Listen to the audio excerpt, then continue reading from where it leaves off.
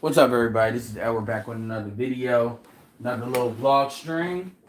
Probably gonna be the last one before I reset this channel, actually. So get ready for that. Shout out to O'Shea. I wanted to comment on a video he did real quick. And, shout out to him. He did that video really, calling a lot of black men to task when it comes to a lot of different things. And I think this is gonna be the era where a lot of motherfuckers are gonna be very uncomfortable. And, change often is uncomfortable. And you niggas is just gonna have to deal with it. That's really, the time is coming to an end where people are pretty much hand holding, walking people through the thought process and philosophy. You know, Shout out to Game Changer. I don't agree with everything he does, but it's good that dudes are creating kind of a summit like thing where people can kind of, I hate to use the cliche term, come together. But, conversations can be had. It's creating interesting conversations, right? And at the end of the day, like I said yesterday, a lot of y'all, it's going to be better if y'all just be quiet. Because what's going to start to happen is some of y'all are just going to keep on just talking, and y'all going to talk your way right out the manosphere. Well, like straight up. Because people going to get to a point where they're going to just get tired. And another thing and this isn't the top of the video, but another thing that I didn't say to yesterday, but I didn't really consider was the fact that one of the things, well, I've considered it, it just didn't come to the forefront of my mind at the moment. One of the things that I know a lot of audience members are scared of is if people could say, oh, well, it's the women. But if we start to infuse a lot more subscribers into the manosphere in general, a lot of people are going to lose power. And even if it was all dudes, a lot of people are not going to be able to a lot of people are just not going to be able to have as strong of a voice as they once had. And this is something even other content creators have to consider, including me. And this is why I'm never, like when it comes to like the subscriber count and stuff like that, y'all never come at me like I'm owed anything. I never make that assumption because, like I said, I look at other things as far as what I'm focused on versus this space. And so I don't have this thing where I'm like, so I don't pretend like I have more control in what I do. I can control what I do on this channel, and that's it, quite frankly. And that's regardless if 1,000 people are listening or if nobody's listening. And I approach shit that way. Shout out to Black Front. I'll talk about why people are coming in. I'll talk about the election. But I know that's what's coming. And I know, and one thing that, like, 'cause I was jumping in and out when O'Shea was saying that, but one thing he's absolutely right about, and other content creators won't tell you this, and shout out to all the dudes that do donate. They donate to the sphere, irregardless of what I said irregardless, and I'm gonna keep saying it, so y'all might as well get used to that. Irregardless of the channel it is, people like Dollar Washer, MOT, Ike, even Kevin Samuels, people that, O'Shea, people that definitely donate a lot.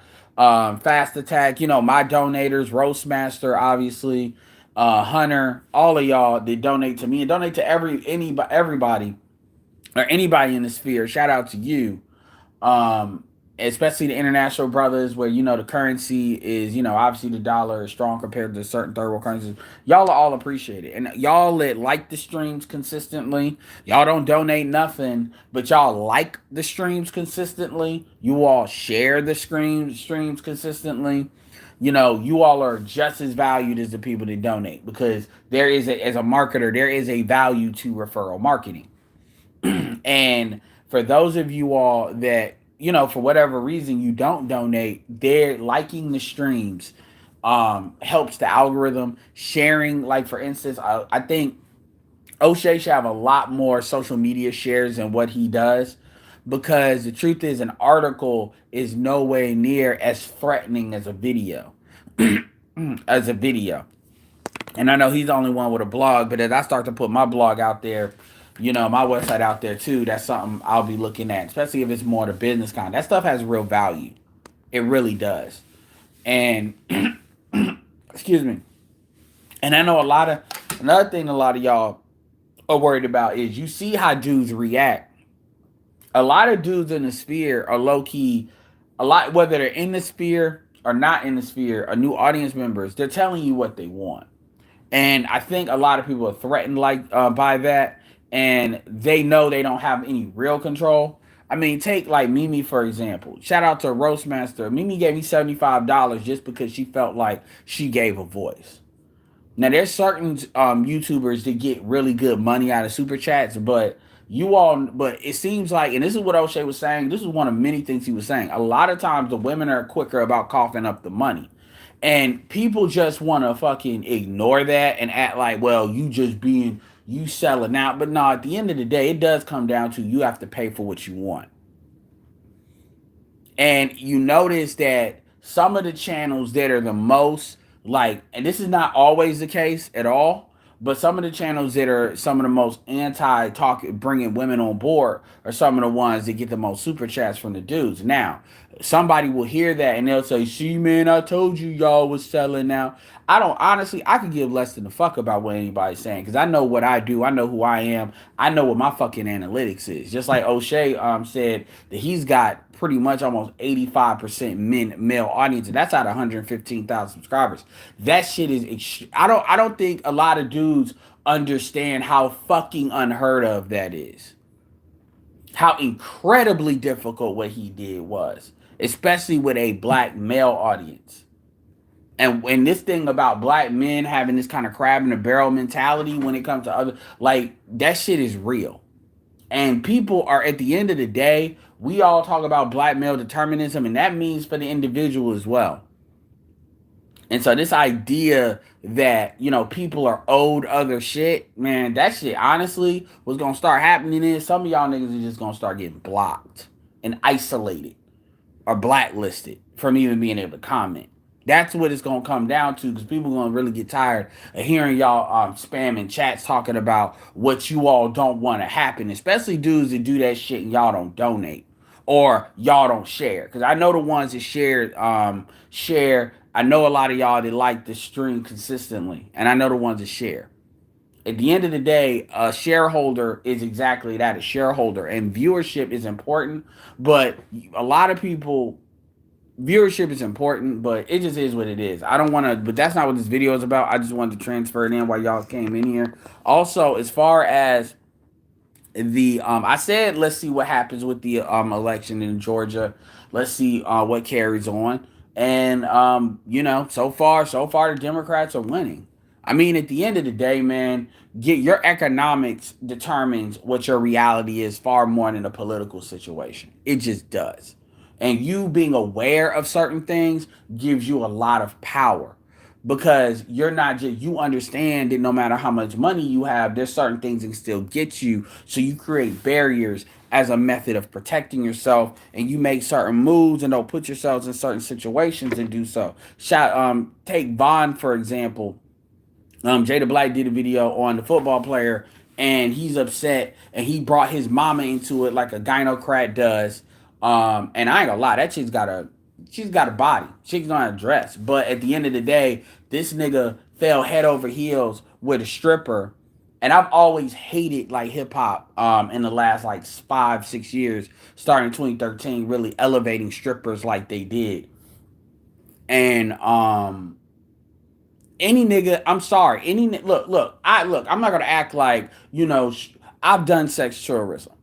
I've done that. And let me be very clear here. So I understand that, but I know what I'm dealing with. Any dude that wants to wife a stripper up, you deserve everything you get. Drake, Paul George, this dude. I mean, I don't know what to say, man. I mean, it's 2020.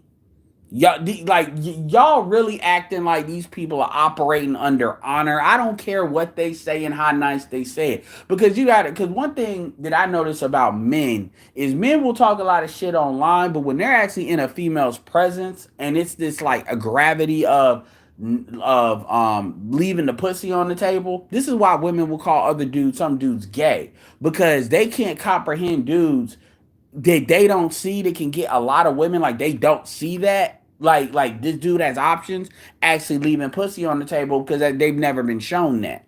You got dudes that will deal with. I mean, shit. Look, God rest Kobe's soul, but look at who Kobe was dealing with, that white bitch. I mean, it's crazy, and I would consider Kobe pretty red pill on a lot of things at the end, before that was really a coin term. But dude all mad and upset like he got. I mean, Paul, just shit just happened to Paul George. I mean, Drake a couple months before. Like, you niggas, y'all gonna be fucking with these strippers, pretending like you can make wives out of these chicks because they look good. And it's like y'all don't. But then again, black men are never taught the idea of a harem. They're just not. They actually believe that bullshit when it comes to love and shit. Shout out to Blackfoot. As far as Dre, I don't know, man. I saw those reports, so that's just sinking in. I don't even know what's going on with Dre. I know they said he had an aneurysm. We'll see. Um, I hope he don't go out like that, because truth be told, he's got an ungrateful fucking family. Like, he really does, including their kids. Like, I don't know, women. Like, he's got, and it's his extended family. He's got a really ungrateful fucking family. And he really does. Shout out to Master P does too. Shout out to him trying to buy Reebok. Definitely paying attention to that. And shout out to all the dumbasses that are they don't understand how much money, man. You need, see, it's funny. This is how you know these motherfuckers want to talk about how business savvy Nipsey Hussle is. I mean, Nipsey Hussle, rest his soul, is nothing compared to to Master P. Like, Nipsey Hussle definitely probably could have came up and became a Master P, but motherfuckers, they talk about, like, it's amazing how emotionally connected certain dudes are, or certain people are, to certain people, and then they don't even know. Most black people don't even know, like, the truly, like, people that's got money. Even in the hip hop community, most folks don't even know who's really got bread. Like David Banner, all of that. So anyway, I got enough people in here. So basically, the topic is, you see the title. I had to condense it a little bit in order to get it all in. So O'Shea did a video talking about, and y'all should definitely check out the video. Like, when I shout out somebody, the purpose is for you to check out the video. It is for me to promote their video. O'Shea did a video talking about women calling every Kevin Samuels audience dusty. Hell no, I don't think about this. This shit just comes to my head. The only thing that I gotta think about is what letters I need to leave out to get in that 60 character limit. And that's as I'm doing it. That's why my titles always look crazy. You actually believe I think about, I don't put any thought into this shit as far as my titles. No. This shit just comes to me, Gabe. And then I do a stream like off the cuff. Which, by the way, is gonna be dialed back, because I'll be doing uploads. I'm about to really start doing uploads. I got everything in place. So stay tuned. And that way I could kind of rapid fire a lot of videos and organize it, rather than just doing a video and it's like 2 hours when I could have did like 5 or 6 videos. Shout out to Tunes Institute. Yes, Chameleonaire has a lot of investments as well in tech. Yes, he does. And Chameleonaire, because Chameleonaire was big regionally where he was in Texas, but Chameleonaire never became like a national thing. But if Chameleonaire has a great story, and that's one thing I think that is room for the Manosphere to do. There's a woman by the name of Impressive, which she never shows her face, but she has an extremely large channel, and she does these like mini documentaries on, like, obviously women and shit like that. Like, they're like really mini like documentaries, and they do very well. So anyway, going back to what I was saying, and make sure y'all get the likes up, like I was saying. So, I was just on a rant talking about black women fucking fat men, black men fucking fat women. But here's the thing. One thing I will say about black men is black men don't lie about it. Say what you want to about black men. Black men definitely don't lie about it. They definitely don't try to front about it and cover it up. If they fuck a fat bitch or if they fuck the fat bitch, it's like that's between me and God. And they will argue that. And I've told you how annoying that is. But one thing about black men is we don't get into this denial, at least on that topic.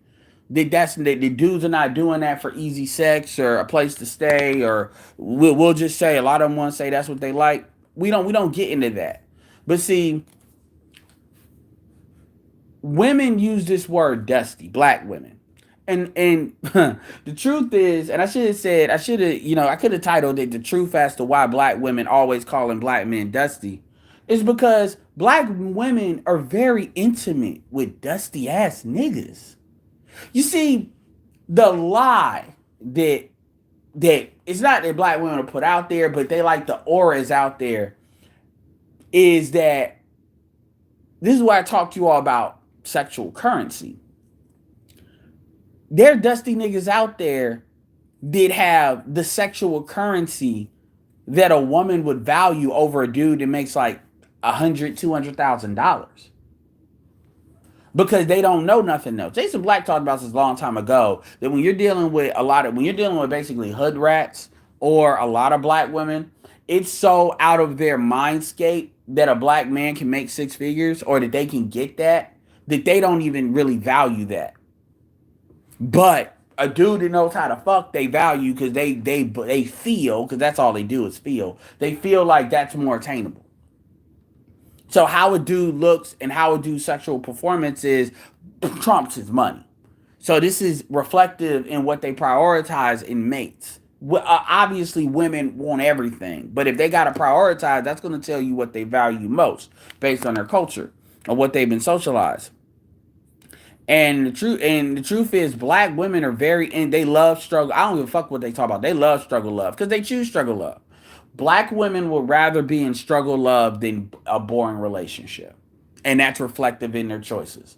And the black women that don't have that mindset, typically you can see it in their relationship patterns. Black women would rather be poor than bored, most of them, especially ones that don't come from nothing anyway. Boredom is hell to black women. This is why, remember what I told you about the chemical brain responses when it comes to white people and adrenaline junkies. It's the same thing when it comes to drama for black women.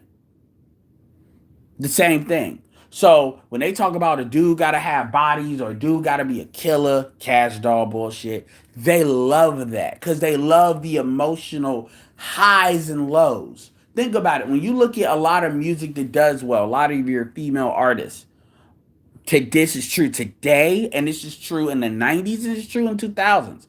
Keisha Cole, Mary J. Blige.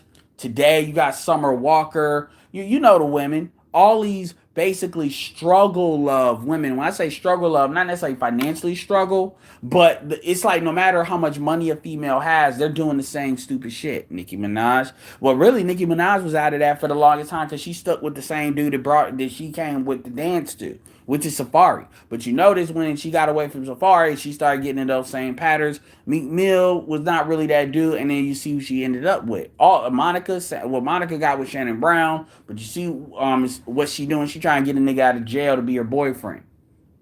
As soon as she got up away from Shannon Brown. Jada Pinkett. We already know a lot of these women are alpha widow for niggas that are dead or niggas that are in jail. Even though they get married. Which we always act like women who are married are automatically good because they said yes.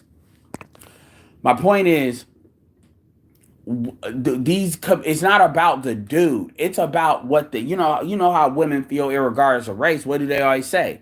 They say if you make a woman feel a certain way, this is like one of the bases of game. If you make a woman feel a certain way, that can override how you look.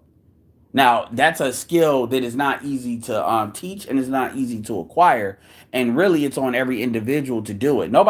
People can give you insight into how to do it, but nobody can truly teach it to you. There's very few truly good game coaches. Those dudes are getting paid a lot of money. They like to act like they are, but they're not that good. They barely can do the shit on their own. Make sure you get the likes up. So, my point is, when you hear black women like Chrissy and them use words like dusty, that's who they've been fucking. because a lot of those guys have sexual currency. So a dusty ass nigga with a big dick has great value to a woman, especially if he knows how to use it. The gigolo, we don't talk about the gigolo situation. And to flip it back to the men, black men, a lot of see, this is where black men, see, you hear women talk about, oh, all y'all care about is the black penis.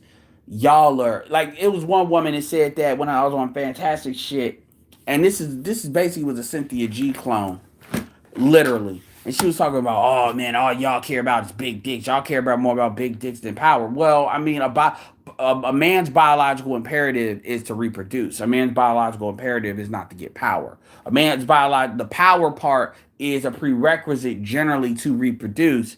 But if you create a situation where you can end route, that you can get around that, then that's gonna happen. That's gonna happen. So the truth is, if black men psychologically are getting their biological imperatives met, whether it's by black women or other women, then this idea of power doesn't matter. This is where fucking dudes, just because they look good, comes back to bite your stupid bitch ass. And then raising boys to actually be that, because you're raising boys to try to be the dude you wanted, the nigga you wanted the fuck to be. Because at the end of the day, women, black women in particular, but women in general, have this delusion and they think their pussy can change a nigga. They actually believe that, and that's borderline a learning disability. And that's what I'm gonna start calling a lot of this shit. Yeah, I'm gonna take that from David Carroll. Because some shit these women do, you can't really assume that their IQs are on point with them believing that. And I know certain black people will feel a certain type of way about that, but it gets to a point where you say shit so stupid that I just can't accept that you're an intelligent person anymore. I just can't. And that's not true for black people. That's true for anybody.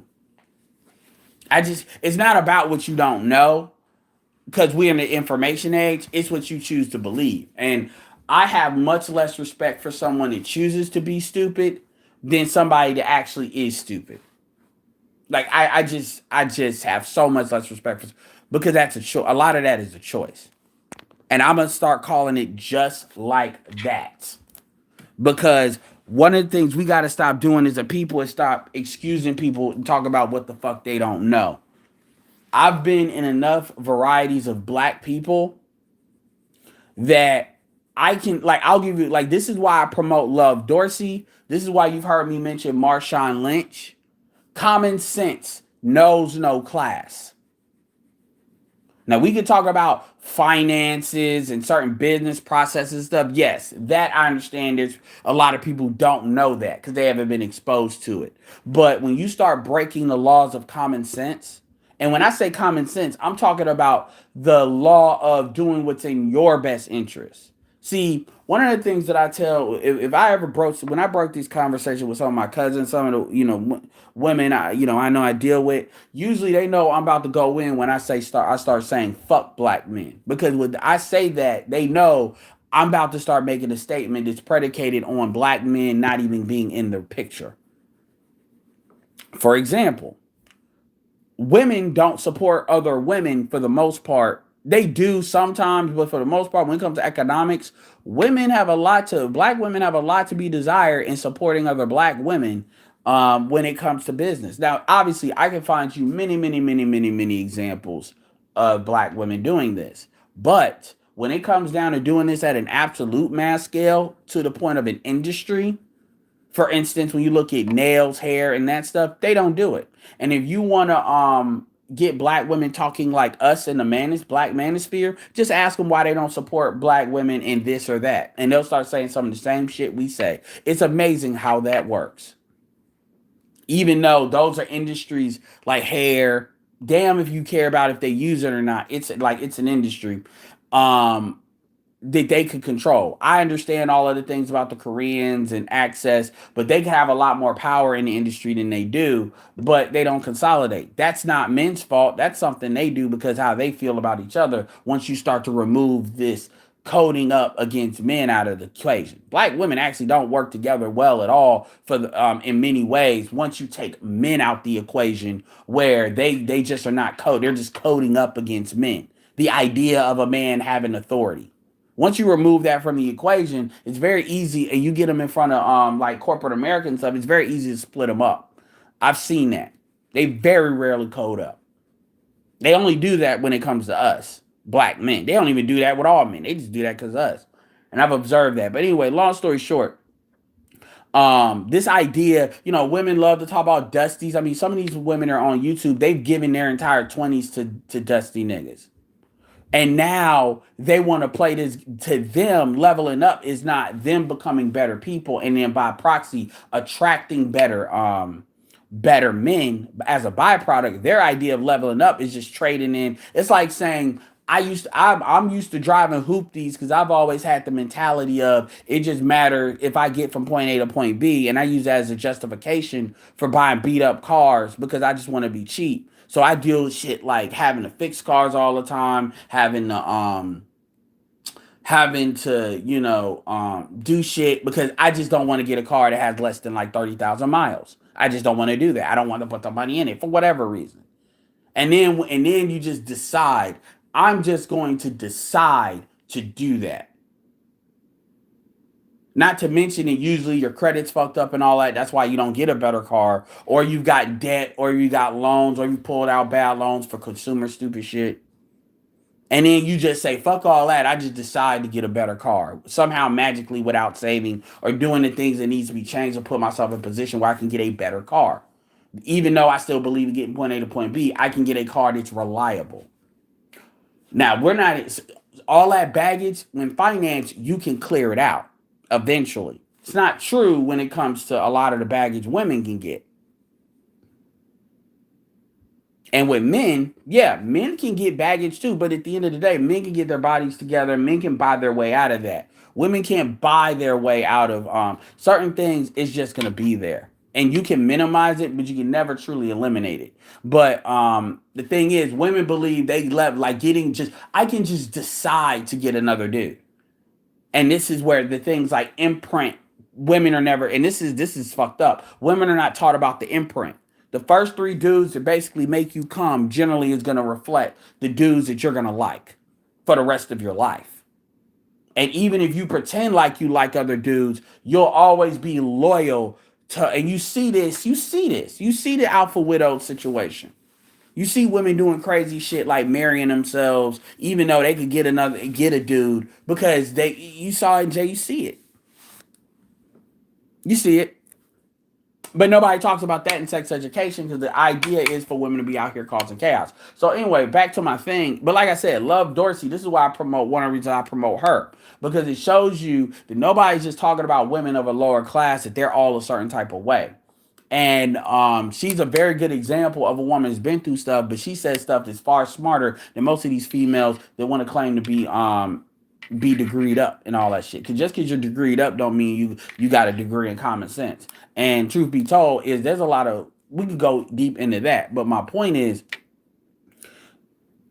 that's why I just tell her, point these chicks to her, and then let them tell her the dumb shit that they let them tell her that dumb shit and see how she responds to it.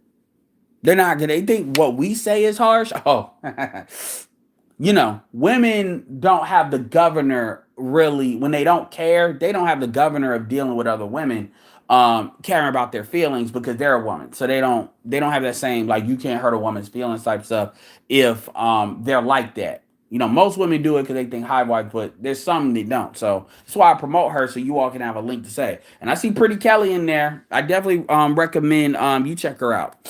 Julius Minor, love Dorsey. Shout out for the $10 super chat. But like I was saying, yeah, this idea, all these dusties, everybody's dusty. He's a dusty. I'm like, all y'all fucking dusty. Most of y'all ain't got access to dudes that's actually paid like that.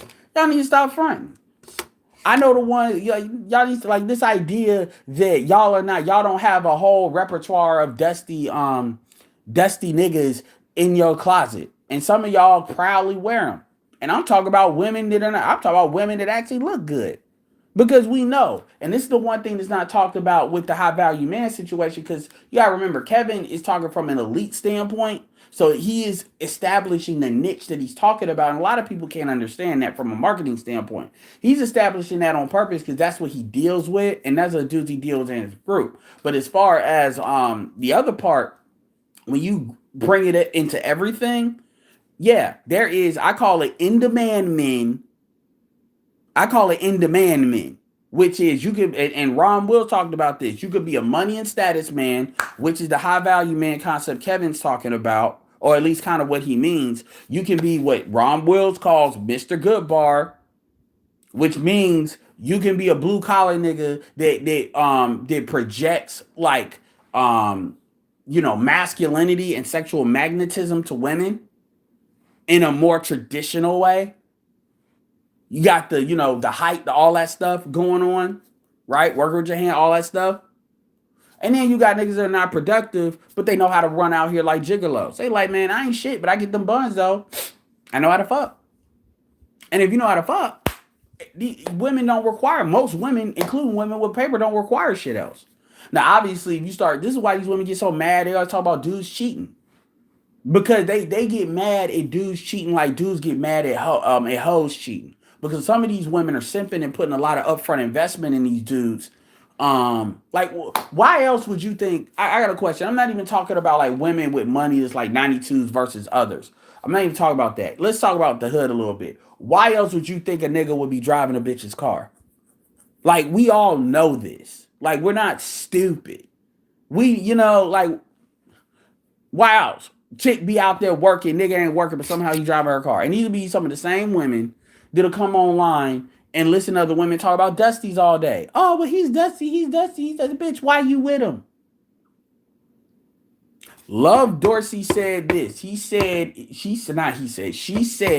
that if you can't submit to a good nigga, why are you with that nigga? Because either if that nigga ain't good, if that nigga ain't enough of that to be that nigga for you to submit to, either you got control issues, bitch, which is what she said, or that you are or he ain't that nigga, by which the question is, why are you fucking him?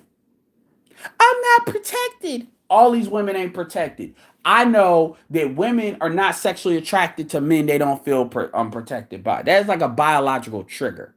So if you're fucking a man, you automatically feel protected by him unless you're on some straight, prostitute shit where you're fucking them for money. Okay, outside of that, we know. So this idea about every black woman that talk about protection, yet they still fucking black men. I mean, the problem is we're playing games.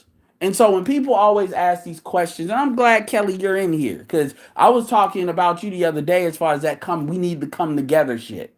We can't come together until people are going to be candid and actually tell it like it fuck it is and cut bullshit.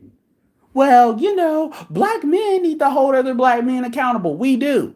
One of the reasons why the manosphere has not grown as much as it otherwise could is because we stay fighting each other because we calling out other niggas bullshit. Even now, as we start to expand the manosphere, you got people low-key trying to hold us accountable that really ain't got no cause to say shit. I'm talking about other black men. We're always holding each other accountable. Always. We don't never let we fight over shit that I don't want to say it's petty, but we don't let people skate. We don't. Anyway, so all right, man. I've said my piece. Let me get to y'all. So I don't want to make this forever. Spliff Sparks. Yeah, prayers for Dr. Dre. Gabe coming in here. Don't troll my shit, Gabe. I'm so you need. I don't want to troll Gabe over here. Don't do that. Shout out to the Hall of Game that had 400 viewership. Kudos to y'all as an audience as well. Shout out to Sub-Zero. It was a whole shout out to Mediocre Tutorials.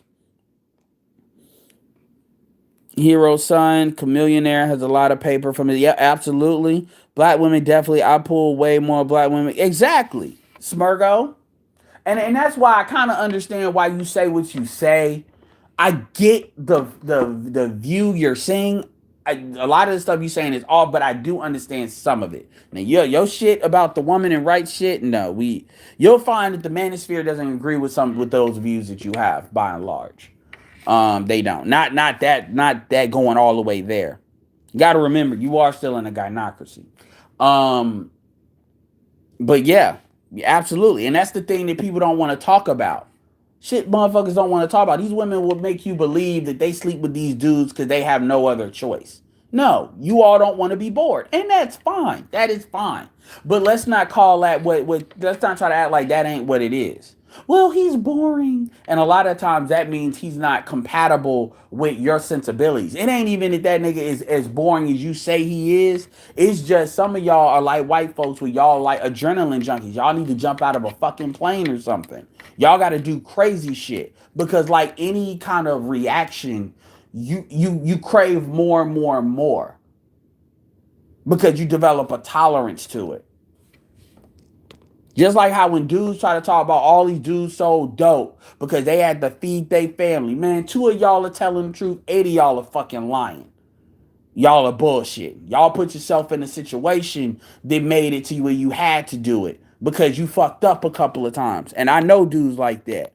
They didn't want to graduate high school. They didn't want to do this. And what happened was the money that they could make was so slow. They said, fuck it, I'm rolling the dice. But they did a lot of stuff to put themselves in that situation at first. And by the way, any nigga that says that, remember, any nigga that tries to tell you that they had to do it to feed their family, they ass could have went in the motherfucking military. Remember that. What's good? I came in on this. What's up, Abe? What's up? Primetime Valley. I've always attracted lighter women though. A lot of them seem to like darker guys these days. No, that's been like the light skin, dark skin thing. A lot of people will say opposites attract. This idea now, some dudes will try to tell you that light skinned women don't like light skinned dudes. That's not true. Some women obviously have their preferences, but dudes will act like that's all they like. They love to believe that. That's the sexual politicking that black men try to do. Cool. Shout out to SWP on that bullshit. But it depends. It depends. But at the same time, I've never had like I've never had a. I've always kept my preferences open when it comes to stuff like that. There's a lot of things that I would be perfectly happy with. And I think that's another advantage black men have over black women too, where we tend to have a greater ability to settle for what we want, and they tend to be on the opposite side of that spectrum. I don't know if that's one of the things. Well, it is probably gunocracy. Blah, blah. Pretty Kelly. I thought you would be speaking on economics and growth. Interesting topic. So how do we get women like the women you speak of to have a mind shift and realize that their thinking is wrong? You can't. That's the short answer. That you can't get them to do shit.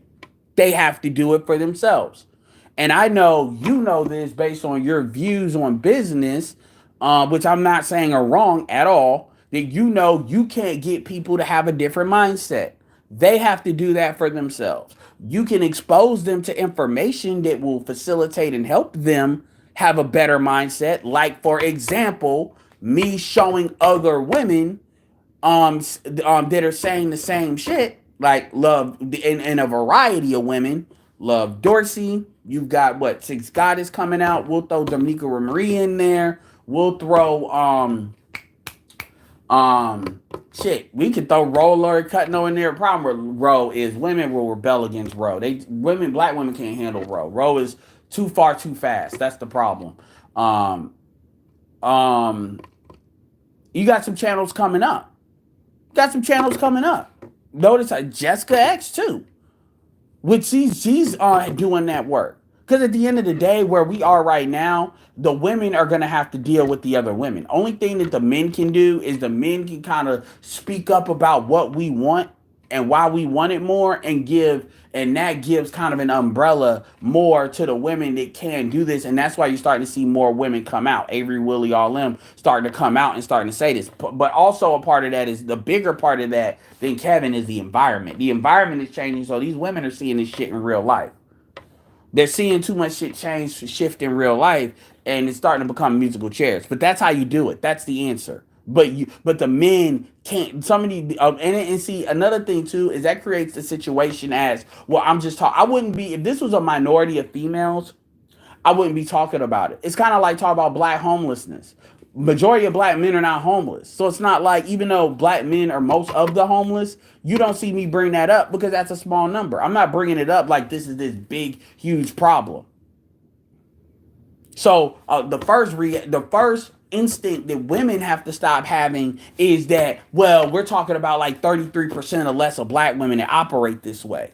1 in 4 black women will be married. Now we could talk about the cohabitations all day, every day, but that fact and the fact that they're the least married and most willing, likely to blow up divorces, those two stats alone tells you gives you good insight as to what's going on.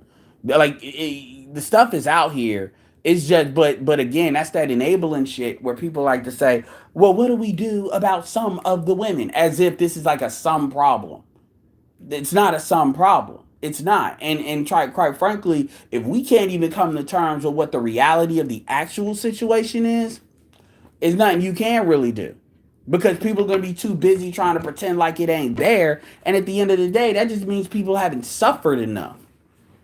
And this is why when women do come back and they try to come up with all these reasons about what they didn't know and who didn't tell them stuff, black men got to start holding the line and start saying fuck that, because there's a consequence to people like deciding shit ain't real. Now, as far as the business side, yes, I'll be doing my Classic Men Mag, and yes, women are welcome to come on there, even though it's branded Classic Men Mag, and that is going to be talking more about business, quality of life. It will be more solution based. You know, there's a lot. I mean, honestly, it's never been a better time. Being a woman in America today, honestly, has never been a better time. It's very easy for women to make money today, even in business. I would argue it is far easier for women to make money in business than it is for men to make money in business, especially when it comes to black people. I'm not saying that's an excuse, but what I'm saying is, all I'm saying is that um that mindset, that's a them problem. Like every 12-step program, no matter what it is, always says that the first step you have to take is you have to admit it's your fault. Now, people don't like to hear that, but all that means is that you are the causation of your own reality. So if you keep on calling black men dusties, then the reality of the situation is that's because that's what you attract, because that's what you are. And when I say are, I don't mean dusty, but that's what you like. And this is where talking about sexual currency versus economic currency comes into play.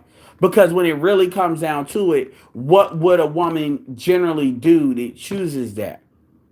They choose because here people are, why it ain't like it's a whole bunch of black men that make 6 figures. Yeah, but but you can prioritize black men that are moving up the ladder. And you can understand, like I know plenty of women that had kids and or have cordial relationships with black men that are truck drivers and shit. They are definitely making money. Like, so this idea, women know what to do when they want to do it. This idea that they just don't know, no. And it's their responsibility as adults to change their own mind. But that's a great question. Shout out to Hunter, no cap. And I appreciate you coming over, Kelly. Welcome. Salute Edward in the chat. Facts, one of the greatest abilities is the ability to play stupid, as most people don't have a choice. Absolutely. And in fact, I'm just letting y'all know, if y'all time her, anybody that times her out, my phone doesn't have the ability to give her a wrench. Anybody that times her out loses a wrench. I don't give a fuck there's only like 2 people in my mind that donates to me enough that they could get away with that. But the rest of y'all will lose a wrench, and I'm not giving it back. I'm just letting y'all know that. Just FYI, so nobody can accidentally do it, because I don't play that shit over here. Y'all know that. I ain't nobody said nothing. I'm just letting you know, because some of y'all be having trigger fingers because y'all triggered. I've always facts. One of the greatest abilities is to play Stupid as most people. And another thing, what I would tell and typically, but seriously though, what I typically do when it comes to, if I'm trying to be constructive about it, is I have about 6, 7 females, like they would talk from this space, but I have a lot more longer list of women that I would actually refer women to and say, listen to this person, this person, this person. And that's not because they're just saying what I want them to say. It's because those are people that actually reflect kind of like where that particular person has been. Because if you have a woman that a black woman that she comes from a 2-parent household, she's married, and she just doesn't come from the same problems that black people come from, and that's kudos to them. They're not going to resonate with that person as much as they can resonate with somebody where this person not only comes from where that person comes from, but probably has come from a worse place and is in a better place. So it's not just, I'm just saying, here's a woman with a vagina that's saying what I want to hear. No, I actually do pay attention to who resonates with who. A light-skinned chick, I'm sorry, is not going to necessarily resonate with a female that's dark-skinned and wants to blame colorism for everything. You have to deal with the woman that generally is going to be darker in tone that lives that life. Shout out to Roxy Beckles. You gotta you gotta pay attention to that. So this idea that we don't have insight on that, or we're just on it, we think a lot more than what people think. But yes, and black men do it too. And I was just talking about how black men have a bad habit of getting trapped in what I call whirlpools of bullshit. So black men love talking about conspiracy, love talking about every person that got money somehow killed somebody or blood sacrifice to get it. That shit, I can't stand that shit. The smart ones do and use another race as the face of the brand. Sadly, that's what works. Yeah, MOT does that. Some people do that when it comes to contracts. But it depends on what type of, that using another race of another brand, that's more brick and mortar business. That's more industrial stuff. But it depends on what you're doing. If you're like doing businesses that are fundamentally online, then you don't really need to do that. Because the key thing, because it's more sales based. And truth be told, like Coach Greg Adams is he's a black man. There is no, he's kind of black. He's black. Yet he has a white audience. So it depends on what you're doing. But I would tell people to not be above considering that, because white people do it. Popeyes, cough, cough. You think that woman in the commercial is the CEO?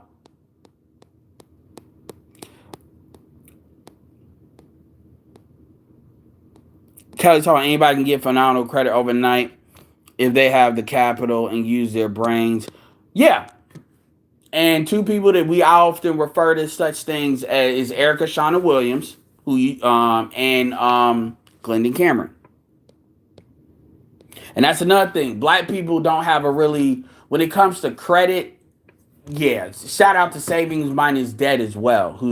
Shout out to all the anti-credit. Credit is the devil, folks. Because I get why y'all are like that. Yeah, Chrissy did brag about sleeping with us. Y'all got to understand, some of these females we know from years ago. From Facebook and from other iterations of the manosphere. So Chrissy, we've gotten these women, like we should have kept the clips. We got these women to admit straight up that they like thugs. They like thugs because you niggas are lame. That's what they said. And I'm not talking about one. Remember, I forget her name. Georgia something. I forget her fucking name. But you know what I'm talking about. BGS called her Old Yeller. We used to call her Darth Hideous. It was an older chick. They used to talk the most shit. And she said that shit. And once they said that, we understood. Because it wasn't just them saying that. It was all of the social media. I mean, Cynthia G just did a poll saying, and a poll with her audience, and like 70% of her audience, which is female, said that they would rather be under white supremacy than be under black leadership. I mean, this is not shit we're making up. Oh, well, it's only on social media. Man, real people on social media.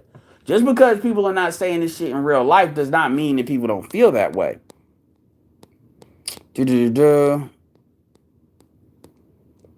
What's up, Xanatos Clutch? It isn't just black women who are junkies for slag. A lot of Negro males in the manosphere are similar. Thus, why certain YouTubers get little. No, absolutely, man. You're absolutely no. We know this, and we call this out. You know the classic black men street do or wars. You know what that's about. And you have a lot of black men that romanticize that shit, or they try to repackage it into being pro-black, like the center of gravity for the community should be the hood, which is ass backwards in the first place. So absolutely, Clutch, Smurgo.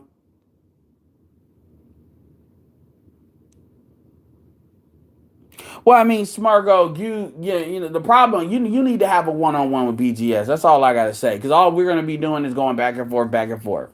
95% of people in the manosphere is not for women not having voting rights. Because if dudes really believe shit to that extent, they would go to countries that reflected that.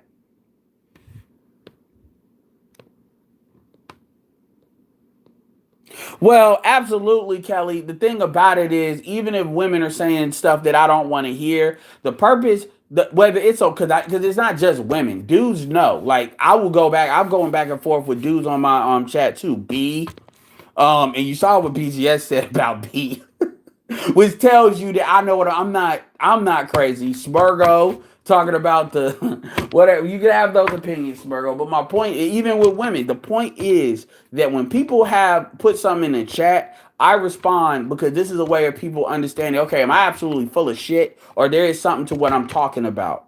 That's all it is. And when people try to block people because I didn't give people the wrench to do that, and I see some of you people do that on other panels. And by the way, no channel in the manosphere for the most part, like even Ramil ain't like against people being in the women being in the chat, but nobody in it. Most people like only like a couple of channels in the manosphere are that people can't chat. That is not what we do here, and you all know that's not what we do here. I mean, I'd offer you to come up if I had, but this is a live stream. This is not a the StreamYard thing where I can pull people up. But that's what it is. This is about. I mean, yeah, I appreciate. I'm glad you appreciate it. But at the same time, because some dude people be, oh, you caping. No, this is about people being fucking adults. And some of y'all, it's like I don't know what the fuck is going on, man. But no, like for real. Let me see.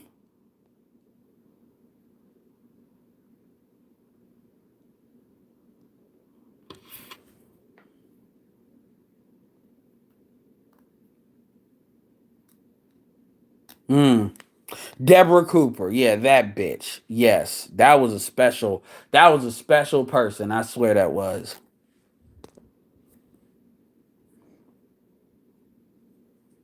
Yeah, sir. You're pretty good about it.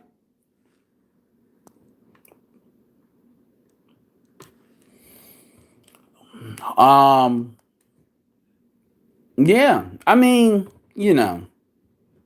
I mean, there's investment channels in like honestly.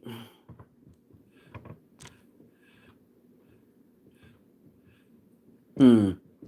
I mean, there's room. I mean, it depends on what you. I mean, obviously, this was a good year for you to find a sphere. I mean, since you over there on my shit, like like I said, my email. I'll put my email. I'll pin my email in the thing. So if you want some people to talk to, because you got a lot to talk about when it comes to business. I mean, there's definitely vectors. There's definitely avenues for you to have that conversation within the manosphere.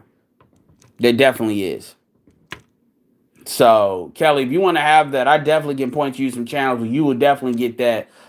You looking at maybe doing an interview or something like that with somebody like a bigger YouTuber. I'll definitely forward your stuff to them.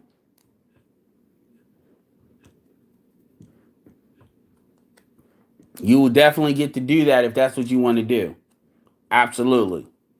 Mm-mm-mm. And since you're here, I've already said what I said about the Dusty shit, and I stand on that. My thing is, moral of that story is, black women, sisters, stop acting like you don't fuck Dusties. We know you fucking them. We know you ain't gonna stop fucking them. All that level up bullshit. Some of y'all are for real and y'all tired of the bullshit. I grant you that. But a lot of y'all, what y'all want is a sugar daddy in varying degrees. Y'all want a nigga to basically fund your hoeing. That's really what it is. It ain't like y'all gonna get rid of, come on command or whatever motherfucker you name the contacts of your slide through nigga. Y'all are not getting rid of them motherfuckers. We know it, you know it. So stop fucking playing. That's the moral of the story. So now I'll transition to something as far as more well, that's not my point. My point, Kelly, is saying that is you say you enjoy helping people of all levels. Well, some of the bigger YouTubers have a better audience. So what you're saying would be broadcast to more people within this space. So it's a time thing. That's all I'm saying. That's all I'm saying. It's not necessarily about you helping certain people over others. It's more so that was the purpose of me saying that.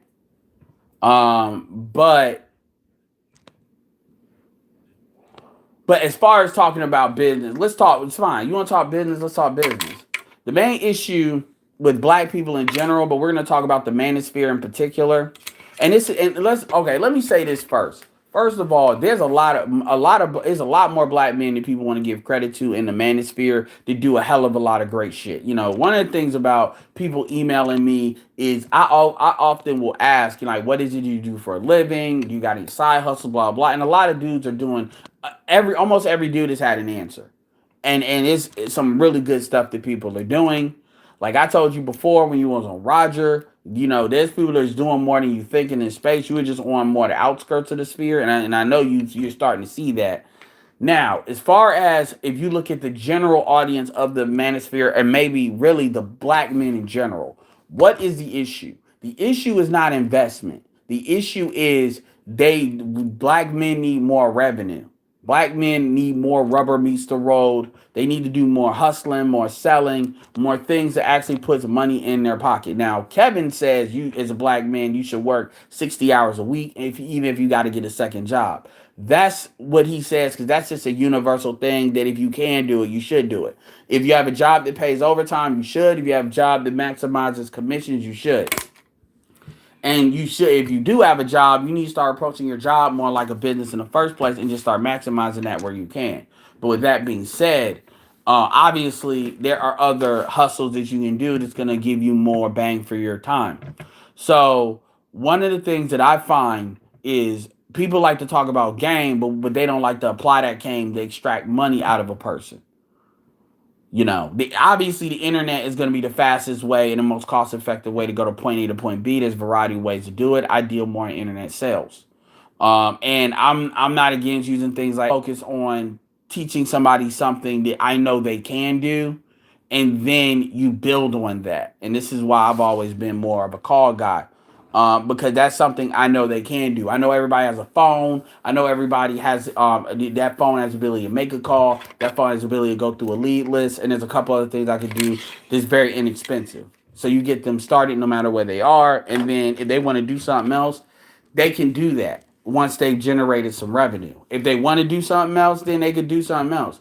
I mean, obviously, YouTube, if you want to put the work in, it can do a lot of good things. I mean, when you look at the investment, Best Buy microphones you can get from, it depends on what you want to do, and it really depends. So you have to ask somebody really what are they passionate about, and I call it passion, profit, purpose. What are you passionate about? What feeds your soul and what can make you money, and can you find that balance? So what are you passionate about? And then I think, is there a way to make that profitable with a niche, either by educating somebody or by affiliate or whatever?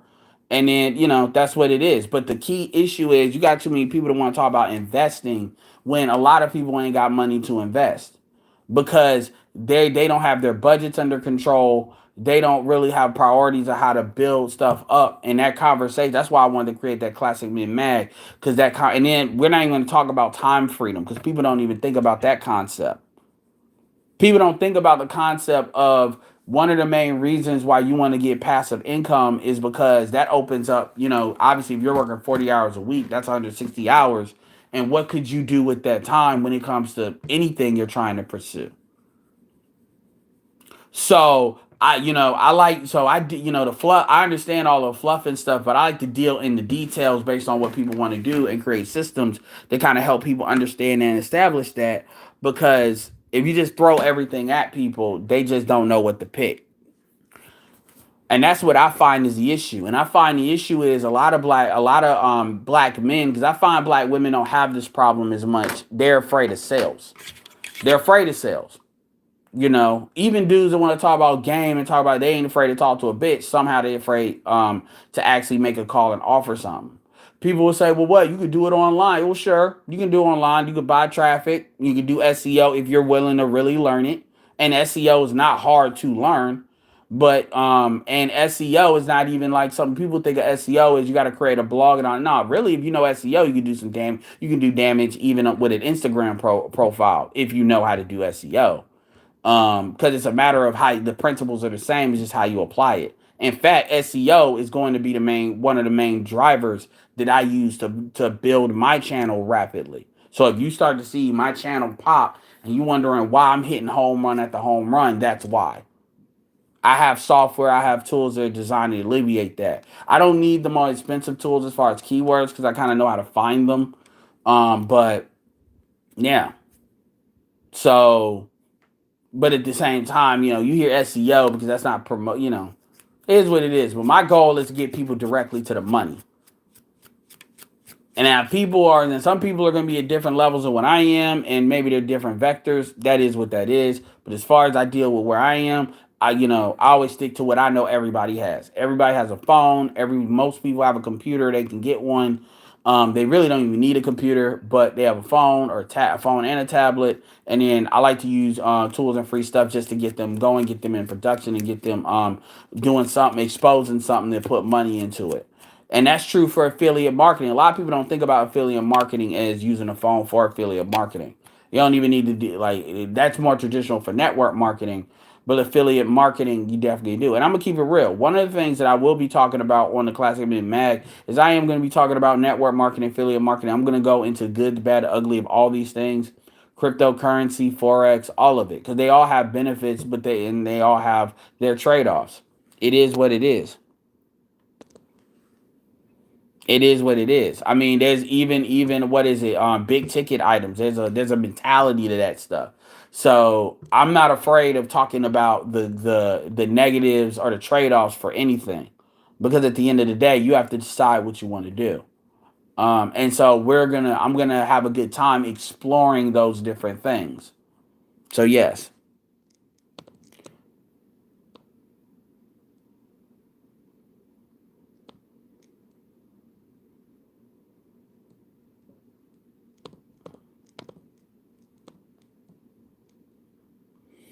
Hero said black women would rather invest in struggle rappers and athletes than their potential but past guys. Well, first of all, they're not investing. Like, there's what I call struggle investing, and there's like somebody that Kelly's not talking about struggle investing. I'll give you that. There's people that they're rolling the dice to be with a dude that might pop off, and even if you're with that dude that might pop off, that don't mean he gonna stay with you. And most women are not investing in rappers. What they're doing is they're around, and they're not even investing in rappers for the money. They're investing in rappers in their perceived social status and how they feel. It goes back to what I was talking about before.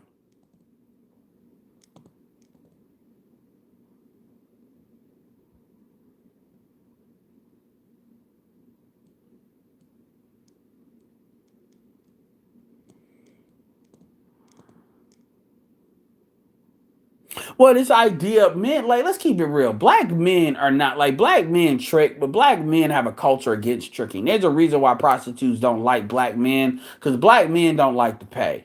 So let's stop. So a lot of that tricking, like the real money and tricking in America, that shit is coming from a lot of Indians, whites, Asians. That shit ain't coming from us.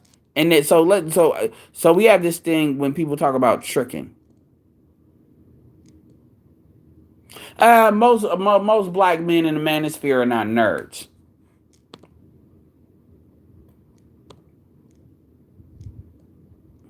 Well, Julius, like, there's a website called Smart Rapper. There's different ways, like the music industry. There's different ways of doing that. Like, for instance, one of the biggest markets, like when people talk about like they can manage you or a manager, one of the biggest probably key skill sets. If you're somebody that you know how to get traffic, you can point traffic to a focal point. Because the thing is, if an artist is good, an artist can get people to stick. Now, and this is where a lot of stuff, like if you look at like how Cardi B, not how Cardi B blew up, but how Cardi B kind of got herself in position to be found. Because people forget she had a couple of million subscribers by the time she got to, real whatever, love and hip hop, like what New York, whatever fuck that is, Miami, I don't know. Got there. She was doing music, and nobody gave a fuck about her music, but she had the audience that kind of hit, that identify with her. And the thing about it is, if you're in there marketing, you can apply that skill. That is an incredible useful thing, and that's something you can charge a lot of money for. Another thing too is you have to understand that when rappers are doing local shows and shit like that, that's a lot of money that's being brought in. And obviously, it's kind of like what people talk about with being a digital marketer for like a small business. It's kind of like that. And if you know how to actually put together that, it's actually not hard to learn, by the way. Because you just got to know spreadshirt. You just got to know how to merch and monetize that stuff. Nowadays, some of these artists are getting smarter about that. They're getting, because people are starting to fill that niche. And then obviously with them not being able to make money in shows and stuff, that is starting to be more important, that they identify with their audience in different ways. Love Dorsey is a singer, but she's known more for some of the real shit that she says. So yeah, I'm aware of it. That's just not something that I've ever wanted to deal with, because fuck the music. So that's something, but there's definitely people out there that can do hella damage when it comes to shit like that.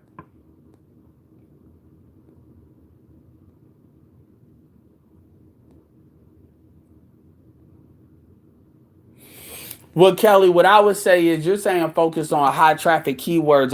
You got to have the money to be able to do that. And I'm not saying it can't be done, but what I'm saying is, in my opinion, what you deal with first is you deal with getting some money, and then you reinvest it in what you're talking about. Like for instance, O'Shea has his blog, and most of O'Shea's traffic comes from search. It doesn't, like, honestly. Like when you compare O'Shea, the Negro Manosphere, is O'Shea Du Jackson's blog, and he has like over like a couple of thousand articles on there, because he actually paid. So here's an interesting thing. I'm gonna tell you this. So O'Shea started his blog like maybe like 4 or 5 years ago. Called it the Negro Manosphere. From what I hear, he put out like 10K for it. I'm sure you talk about, what, that could have been done less. Yeah, it could have been, but he did it. And another thing he did was he paid people about roughly between $75 to $125 an article. And these are actually recurring writers. So these were not just people he went to Upwork and shit like that. These were people that are actually known content creators. Donovan Sharp, Ron Wills, Obsidian. These are like strong content creators. Like, they're actually strong. They got followings. Ron Wills is at 40. Donovan Sharp is at 100. Obsidian is like at 12, but Obsidian has a bigger reach than what his following suggests. So, and there was others too. So his channel came first, then that, so that kind of pushed it, and then so he's in search. So when you compare his channel pound for pound compared to like Bossip and some of the bigger, like, obviously more white funded places, he kills them in search, where he could still improve in search, but he kills them in that. Where he doesn't do I won't say, where the room for improvement is, which will really blow his stuff up, is in social media. His stuff doesn't get the shares, because we know Bossip and all of that, they sell headlines. That's all they're really doing. They're not really putting actual articles out there. A lot of what they're doing is just headlines of pictures and shit. Look at this bitch. Look at that nigga. Shit like that. The shit could be on Instagram with a caption. And I'm not trying to hate. It just is what it is. Versus O'Shea's shit is actually long op-ed articles. It's actually very good. And it's in a variety of different stuff. So he's definitely got room to, so, definitely. Exactly, Kelly. And that's what I'm talking about. Struggle. I know I'm jumping around because I'm further up. But most of these women are not on some, oh, I'm a business person and I actually can help you monetize. Most women ain't doing that shit. And just so you know, I don't think T.I. that was one of the things I think that attracted T.I. to Tiny. Not so much that she did that for him, but more so she had connections and he liked her too. But that also came into it. So no, most of these females are with these dudes just like they with NBA players, hoping these people can blow so they can get a baby by them. And another thing too is they get a lot of emotional because this is the close because a lot of women are trying to fuck real niggas that look like rappers. And so getting a dude that's an upcoming rapper, especially like in the underground and stuff, that's because he's seen as high value or high social status to those women. And that's not just hood rats. That could be some upper class women too. But very few of them are actually putting some money into these dudes like that. They're just doing what you said, paying for his time, buying into his dream. That's where their fucking, oh, he got potential bullshit comes from. That like we know black women are not good at picking dudes that got potential because that's not because the potential ain't why they with them. Whenever you hear a woman say he got potential, always know that he's been pre-qualified for how he looks. You ain't never seen no woman talk about a dude that got potential and she don't like how he looks. And when I say I'm not saying he's ugly, but I'm saying she don't really like how she look. So the fundamental things that she's getting from that relationship, she's getting as to why she's in it is just usually those other things are like bonuses that may pop off.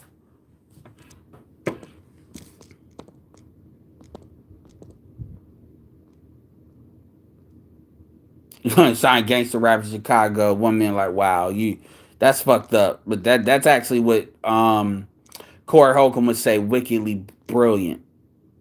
Actually, you know what? That might be what these motherfuckers are doing with some of these rappers. Now that you say that, SEO on Google search is entirely different beats compared to SEO on YouTube. I have 12 websites, 3 writers, and I always have to watch out for spammy bad leads. Absolutely, Julius. One of the products I use is RankSnap. I'm gonna keep it real with you. YouTube. Well, first of all, YouTube is owned by Google or owned by Alphabet, which we get what that is. I mean, it's really if you have a website, honestly, be in SEO, be in search, but that to me that's you might nowadays. This is what people don't think about SEO. When people try to say SEO is dead, in my opinion, and not even my opinion, no, this is facts. Damn what somebody wants to say. You might as well do SEO and focus SEO through YouTube. First of all, YouTube gets priority because YouTube is owned by Alphabet, which Google is too. But second of all, YouTube also helps you, even though it's a different algorithm, but it's the same because it's based on the same company. It will help you get that's a more like people say, well, I'm gonna write all these articles. Nah, make YouTube videos and make video because then you're adding YouTube is the greatest combination. People don't think of YouTube this way, but YouTube and Kelly got a 500-person channel. So if I'm bullshitting, you say it. YouTube is the greatest marriage between SEO and social. It's the greatest marriage. So if you're going to deal with the Google search algorithm, you might as well deal with YouTube anyway. Because here's the thing. Let's say, well, you can write an article, but here's the thing. You should never write an article and not have a YouTube video there too. Because at the very least, the article people linking to your article from YouTube is automatically going to give YouTube social signals that people like the article, which helps in the algorithm.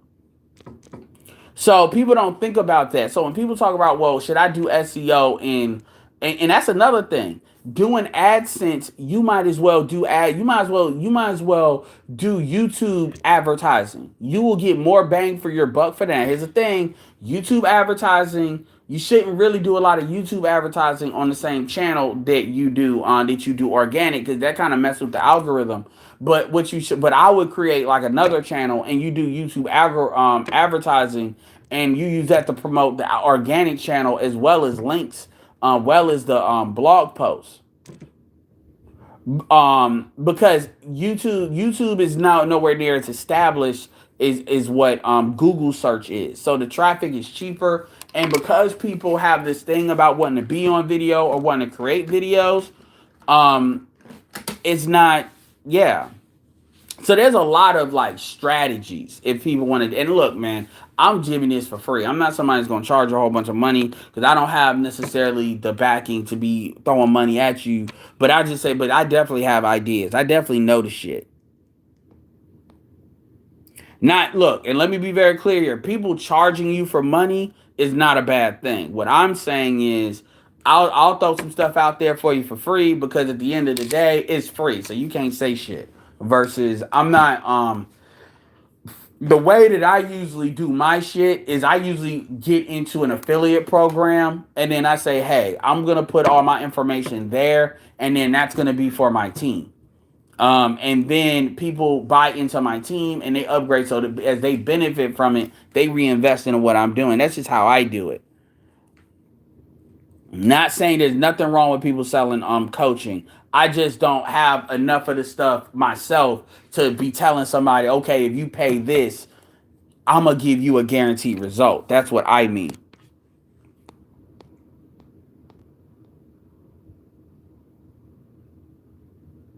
You're talking about Love Dorsey, RT?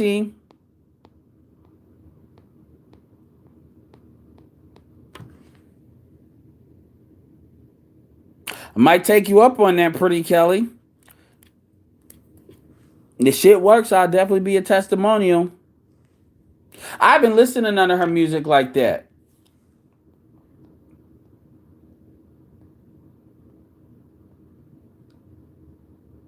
Well, that's well. Okay, so let me be very clear here.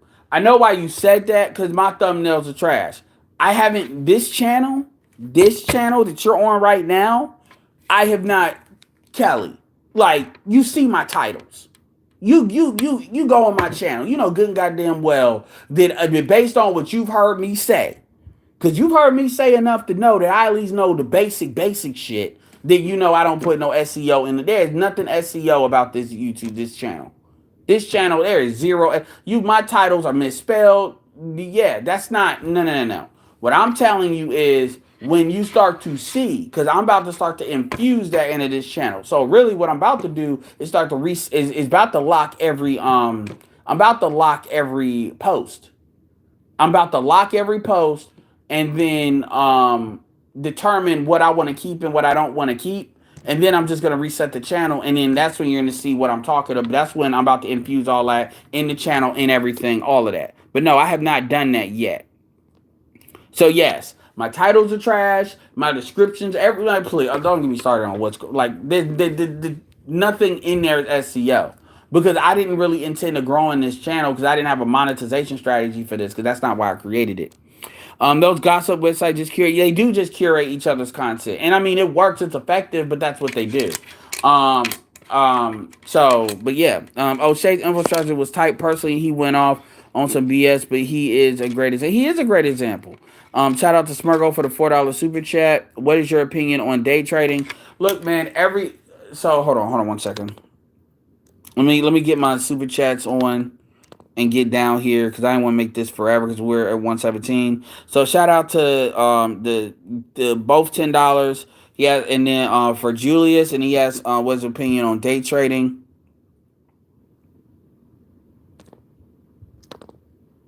All right. So here's my opinion. I'm not an expert on day trading. So take this with a grain of salt. My thing when it comes to day trading is this. When it comes to day trading, whether you're doing it in what forex, because that's you're gonna do that in forex more than you're gonna do that in crypto. So forex or stocks is this. Day trading, unless you really know what you're doing, day trading should not be your primary way of getting income. Day trading should be a secondary way you use to get income in order to amplify the money you're already bringing in. Mostly, so if I'm talking to somebody that don't know shit about stocks or somebody that don't know shit about forex, and I have actually a program that teaches people how to do forex. By the way, I'm not gonna really tell them, okay, get this. I'm not gonna really say that this should be your primary way of making money. That's not what I'm gonna say.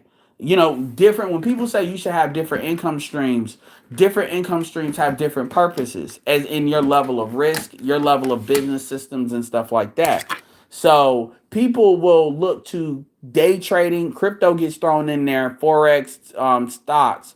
They look at stock. They look at all of that because a lot of people are afraid to engage with a real person, and they use that as an in route to kind of make money without having to talk to people.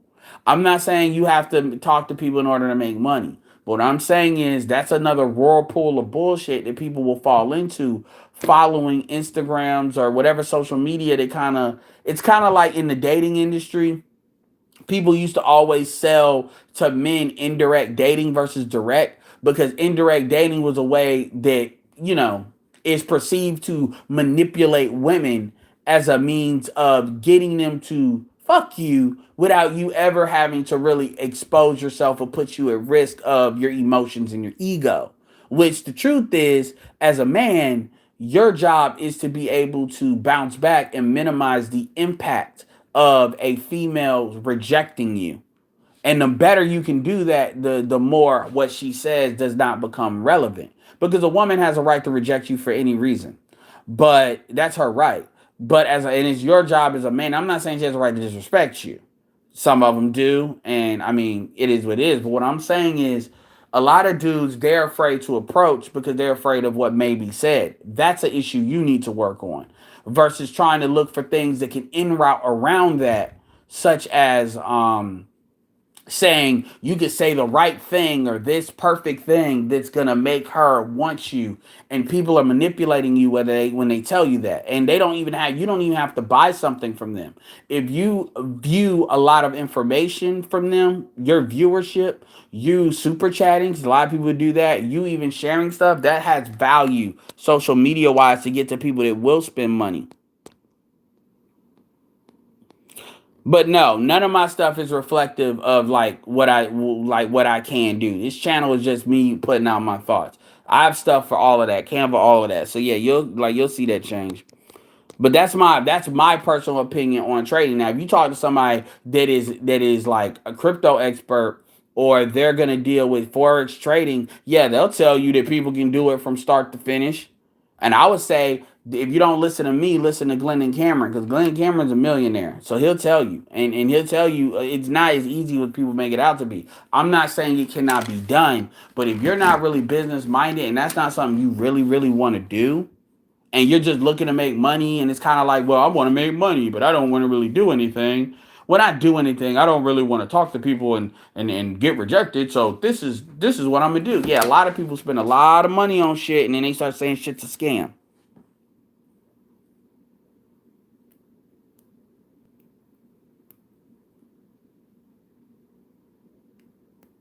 And well, even though I promote sales and business is not the only way to do it. But at the end of the day, everybody has what they do, and there's caveats to sales or business. In sales, you're gonna have to overcome a lot of issues that people have, like fears of rejection and stuff like that. But if you can overcome that, sales is one of the most paid industry.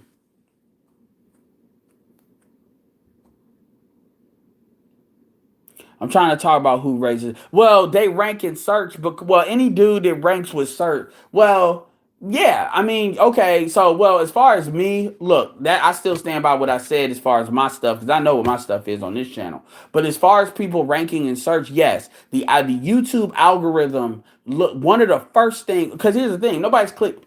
The first thing the YouTube out, well, let me say this. Obviously, SEO matters, but outside of SEO, because SEO tells you titles, tags, which by the way, a lot of people think one words or tags. No, you can make multiple words or a whole sentence a tag. People forget that. But anyway, titles, tags, descriptions, even what the captions as to what is said on the video, the file name, all that stuff. That tells YouTube what it's for. But one of the first things outside of that a channel that YouTube looks at is they look at impression to click through rate. So the first like 48 hours, they will boost your video, and you can see it in some of these. Like if you go into Kevin Samuel's search, and you search for some of these channels that are coming up, you can see it if some of these videos are new. YouTube will boost, they'll boost your channel, your video, because they're trying to say, okay, they're trying to get data as to how people respond to your video, watch time, but really click through the impression rate is like one of the first things. So if you so in you go on your YouTube channel and you find you have a low click through to impression to click through rate, meaning it's like it's low, you know. They're not gonna push your like they're it's like they do it in waves. Like wave one, they look at it's a lot of things, by the way, but just so y'all can follow me, the impression to click through rate, that's one. So are people clicking on this video?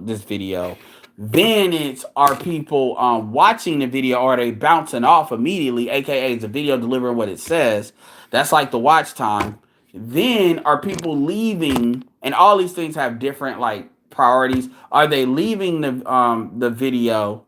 Are they leaving the YouTube's website, or are they going to other videos in with either they don't care if it's your video or it's within the within YouTube, are they staying on YouTube? And there's like 50, 60 different things that people look at. But those are some of the things that throw out there to you. So yes, click through. So and the thumbnails matter for click through rate.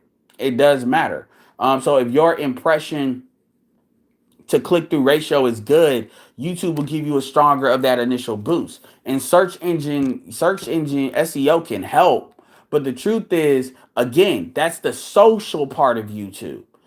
SEO is designed to basically give you the best chance on YouTube, in my opinion. It's designed to give you the best chance for your video to get the exposure it needs for you to hit the social media aspects of it, of the YouTube algorithm. So are people watching your video? Are they subscribing to it? Do they stick to it? Are they going to other places on the platform? And that's really where YouTube really will blow your video up. Now, another thing you can do as well is obviously you can push your video up. But if people are not, if the other shit is not there, your video is not going to stay up. Because again, that's the difference between YouTube and Google. Google doesn't have as much of a social media aspect. YouTube, you can search for the same keyword term, like if you're doing it incognito, like multiple times a day, and it will change. So that's why most of the growth in YouTube is not SEO. It's in the suggestion engine. But SEO can influence the suggestion engine a little bit, but it's also based on like videos that people they know they're gonna watch, because YouTube puts that in there to get other people to keep watching, because that's their goal, to increase the watch time on YouTube.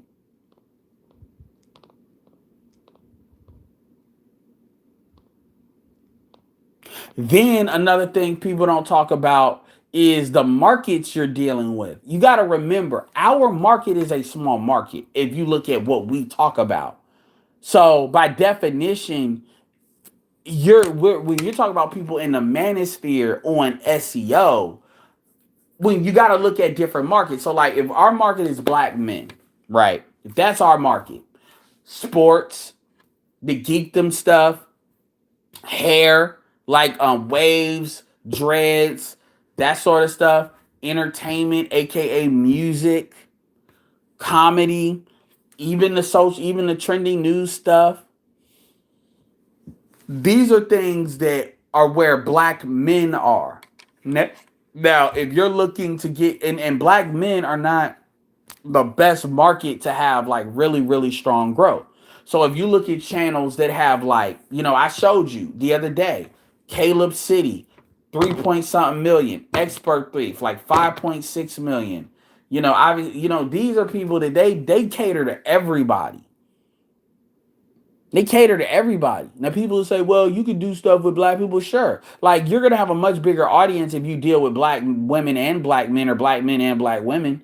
Or if you look at niches that focus more on black women or people of quote unquote color, those channels are going to do better than us, because they have a bigger market to draw from. So it's more for the algorithm to kind of push. And then you got to understand this is not a word, but whatever, the emotionality on how women interact. Women are more social creatures than men by definition. So social media is going to be something that you're going to get more bang for the buck with everything being equal. This is not me saying that dudes can't do shit. It's not what I'm saying.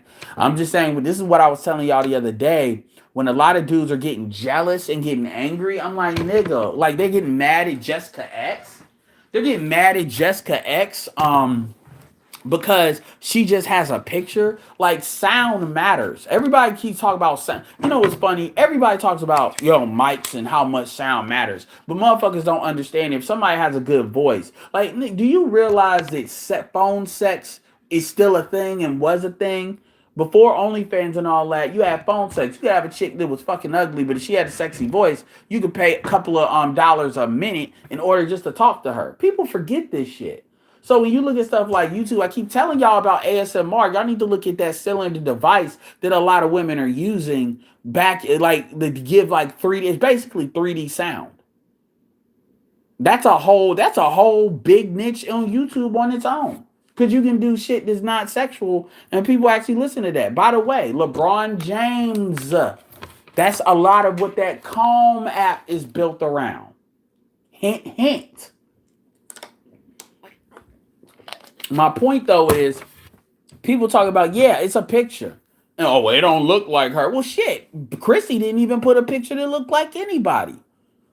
Jason Black. You think he looks like Eldridge Cleaver? And Jason Black's been able to get $250,000 out of people for his business, his documentaries, which are good. But Jason Black projects a strong presence audio wise. It's the reason why radio is still around.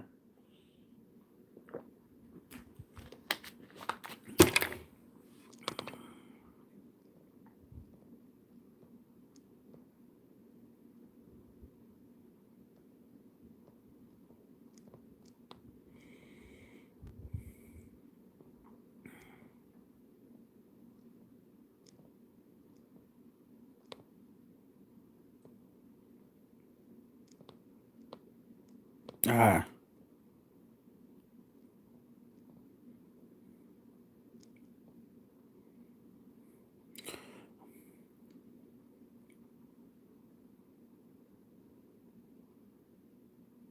Yeah, Julius. So it depends on, so all these things matter. And it's not hard. It's not a lot of stuff. It's really not. Like, I actually got a fitness guy that's on YouTube. Um, Shit. If you want to talk to somebody, Kelly, that I'm about to interview, and his shit is the shit. Like he's that dude when it comes to fitness, and he's like very smart. Apparently he's got a master's in like some really hard shit. So I gotta actually reach back out to him.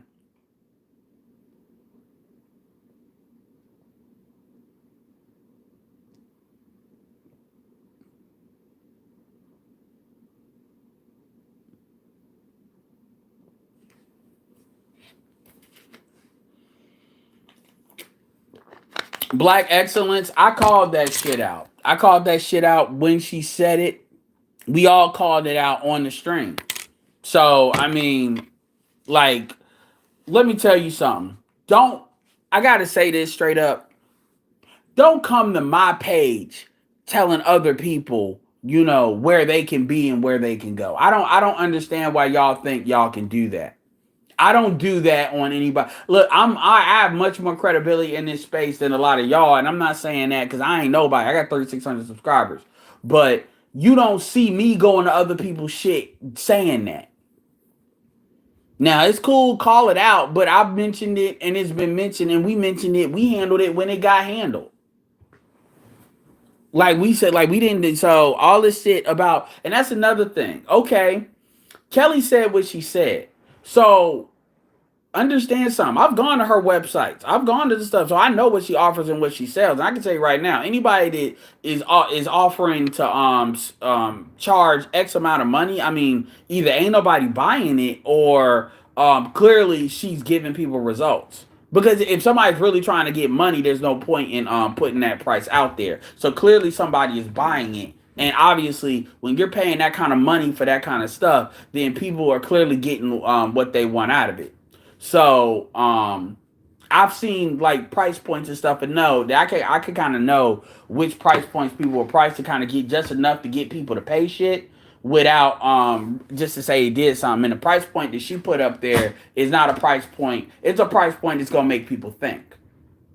Unless people already got that kind of money like that. And even still, they're going to think about it. So clearly, she knows what she's talking about, even when you look outside the channel. My point is, we're talking business right now. and you're basically coming at it with what somebody said about something. At the end of the day, as men, we can respond to what's being said in real time, and we did. So a lot of y'all have this thing where if somebody does one little thing, it's like y'all blowing up the store, and a lot of that shit is fear. Y'all niggas say crazy shit all the time. Like, there's people that I deal with. Like, I don't agree with Fantastic everything politically, not at all. Fantastic got an issue with BGS, and generally I don't fuck with people that's got an issue with BGS like that, like that. But thankfully BGS is not one of these people where he's trying to make people not like people because they don't like him. He don't like them.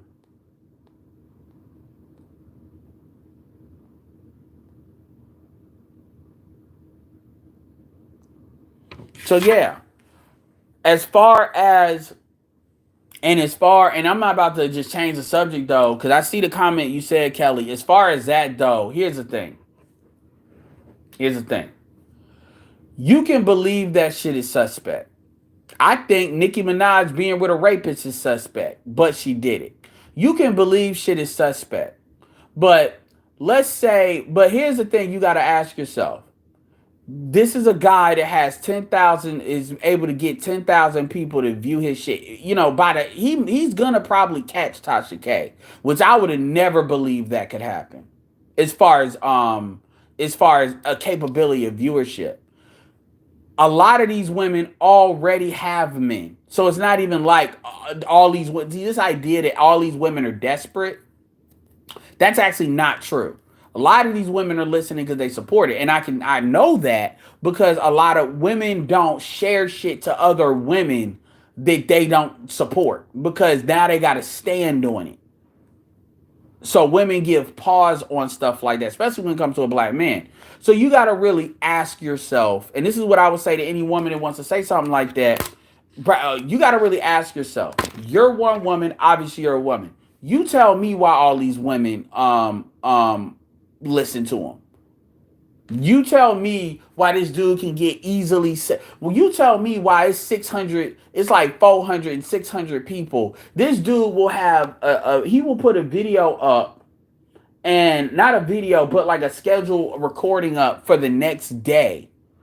And then the day before, he has like 400, 500 people having a conversation in the chat as if it's a live video. And you've been around YouTube. Because at 550 subscribers, I'm sure you pal around with people in different niches that have that. You know that a lot of people that have a lot of subscriber count can't necessarily command that with streams, even people that are at that level like that. Now, part of it is that's not their focus, which I will give you that. But usually at his count, that's punching way above somebody's weight. So you have to really ask yourself, like, because all these women are seeing the same thing. So what is it that you seeing that all these other women from all across parts of the United States, and some of them are different races, are not seeing? And I would say that the issue is you might have a personal thing with that, and then the gay shit is something that you're kind of trying to hold on to and not hold on to. You don't want to say he's gay, but you want to say it's suspect. The thing about it is and I'm going to say this, a lot of black women are knowingly fucking gay dudes. That's another thing too. All this suspect. Dude's been married not once but twice. Dude's got kids. And actually, there's certain things that I actually know about Kevin that if I were to say that, it would cut a lot of that shit down. But that's not my place to say it. Things that have been said in the old hangouts that you can't get out. So this idea that it is what it is. But my point is, at the end of the day, I would say this, and he's not, but it doesn't really matter. It doesn't matter because at the end of the day, you got to ask yourself why these women are coming back to him. And ain't all of them are not hate watching, because a lot of them, when he says only detractors call in, they make sure they call in and show their support. And then you got to ask yourself, there's other women that are sharing his videos, not on YouTube, but offline, which is something that even the greatest content creators are not able to really do like that. So there's something different going on there. Now, if you want to lean on the fact that, oh, it's suspect and all of that, okay, you have your right to suspect what you want to suspect. I've said what I've said about Danica Marie. As far as I know, you don't know who that is, but as far as what I suspect, and people want to say they still fuck with her. That's cool, but I've already said it and I've laid it out. So that's as far as I'm gonna leave it. I mean, there's a difference between putting it in the chat and then making videos about it. So, I mean, people have a right to say what they want to say in the chat.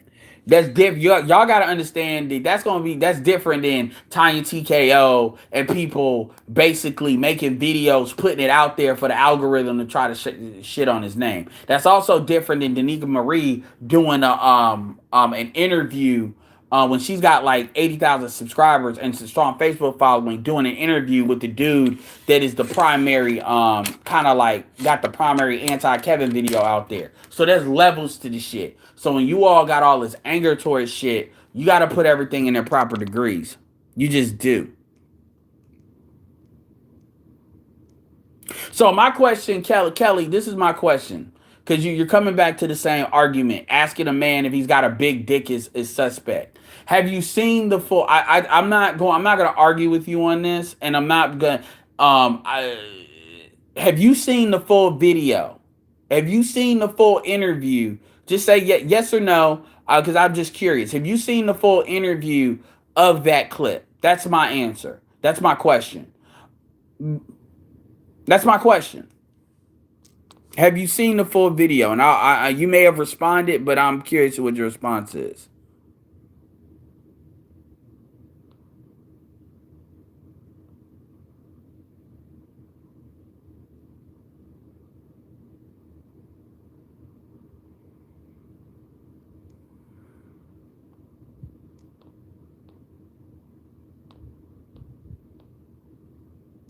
Well, here's the thing. The problem, see, what people love to say is people love to say that people like talking about problems, but they're not solution oriented. Well, first of all, there's a difference between a collective problem. Macroeconomics and microeconomics are different for a reason. You learn about the difference in the two early for a reason. Microeconomics is more individual based, or it's more smaller numbers. So they generally individuals can wrap their minds right as far as outcomes. Macroeconomics is more of a collective situation. Talking about one house is not the same as talking about a housing market in a particular area, even though one house can affect the street. But one house is not going to affect the entire real estate price of a general area or neighborhood per se. So my thing is, when people love to say, well, black people love talking about problems, the truth is people don't like the solutions to the problems. It's not that the problems are not being given solutions to. It's that people do not want the solution. And so they try to pretend that a solution was not presented.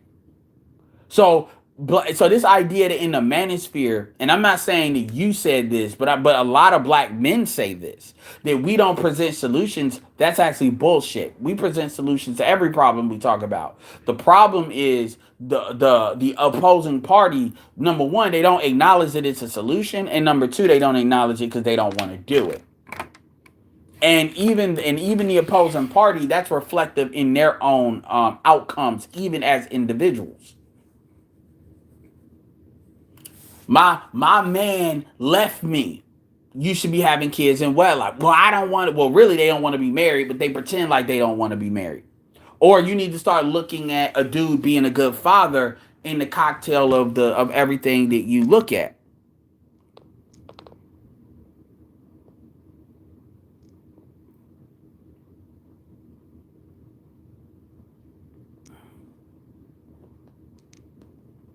Well, Empyrean, let's take MLM and network marketing off the table.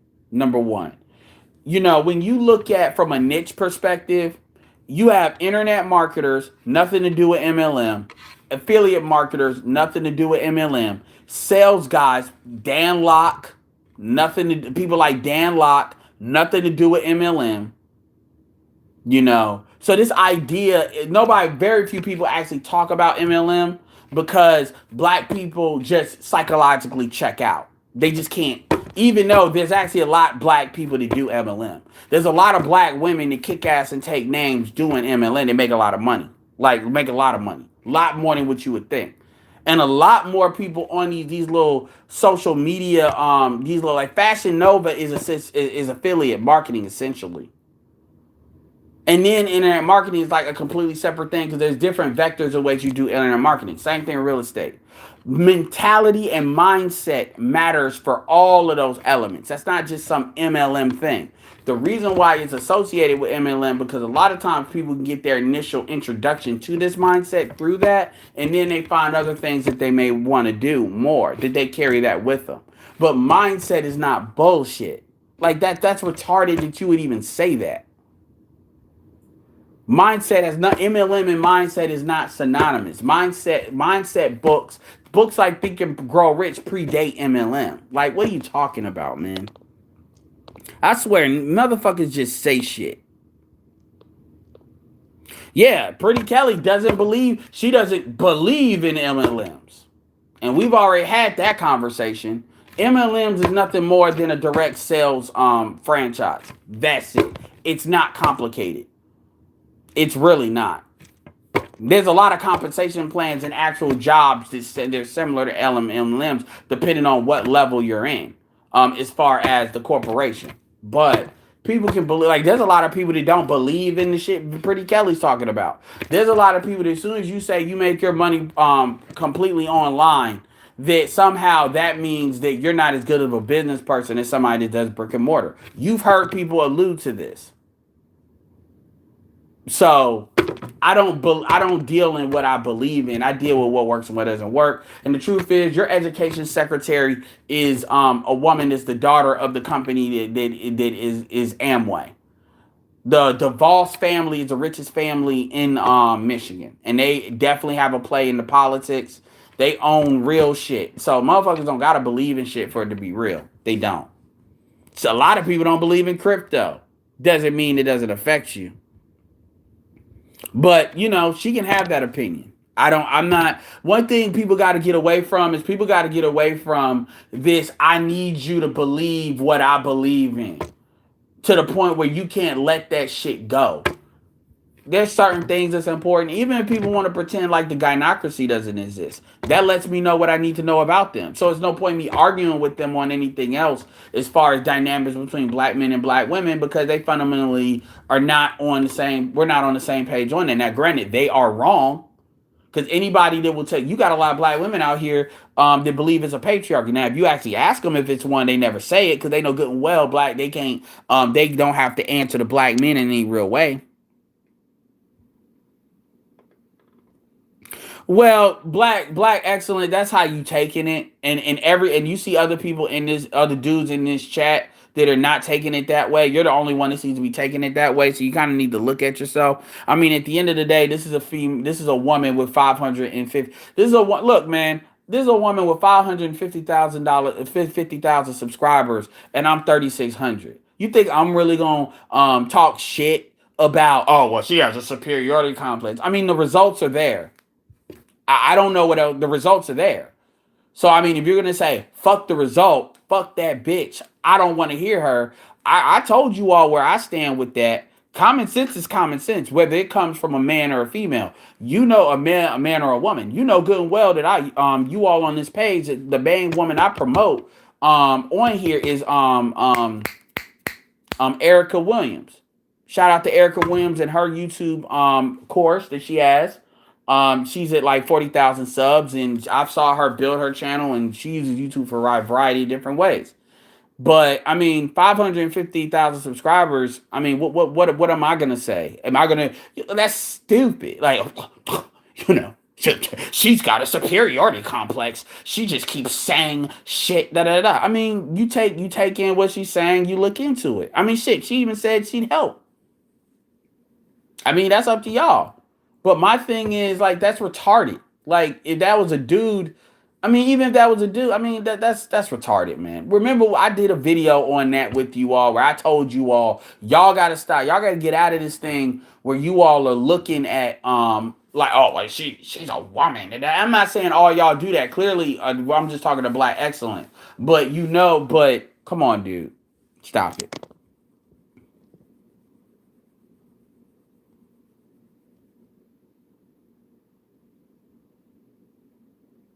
Well, oh, Julius, come on. I agree. I'm not with MLM. I want to really help people get results. Do you know, are you? That's a stupid fucking comment. Like, that really is.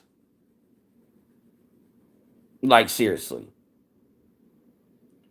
Like, seriously. Let's be clear here. Let me say this, and I'm gonna say this just like that. This is the one, because I'm not gonna go back and forth with y'all with no fucking MLM.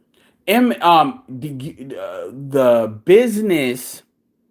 If you look at all businesses across the board, like, you just bring up the data sets for different industries that you can get in business into: restaurants, small business, retail, franchises, real estate, whatever. Um, Even online, and MLM. MLM is right there with every other business industry, right? Than anything else. You can lose your nobody questions real estate, but 2008 happened. Nobody questions stocks, even though the stock market crashes over and over and over and over and over again. You got people that talk about cryptos, even though crypto is high now, but we know where that goes. Same thing with Forex. Everybody has their thing, that's fine. But, and people don't have to want to do shit. But the reality is, when you say you don't believe in it, that's an emotional statement. You believing in something doesn't mean it does not work. And the truth is, MLM does not have a higher fail rate than anything else you could get in business with. Nobody has ever proven that, because it doesn't. Now, I'm not going to tell you MLM has created more millionaires than any other industry, even though that's actually a factual statement.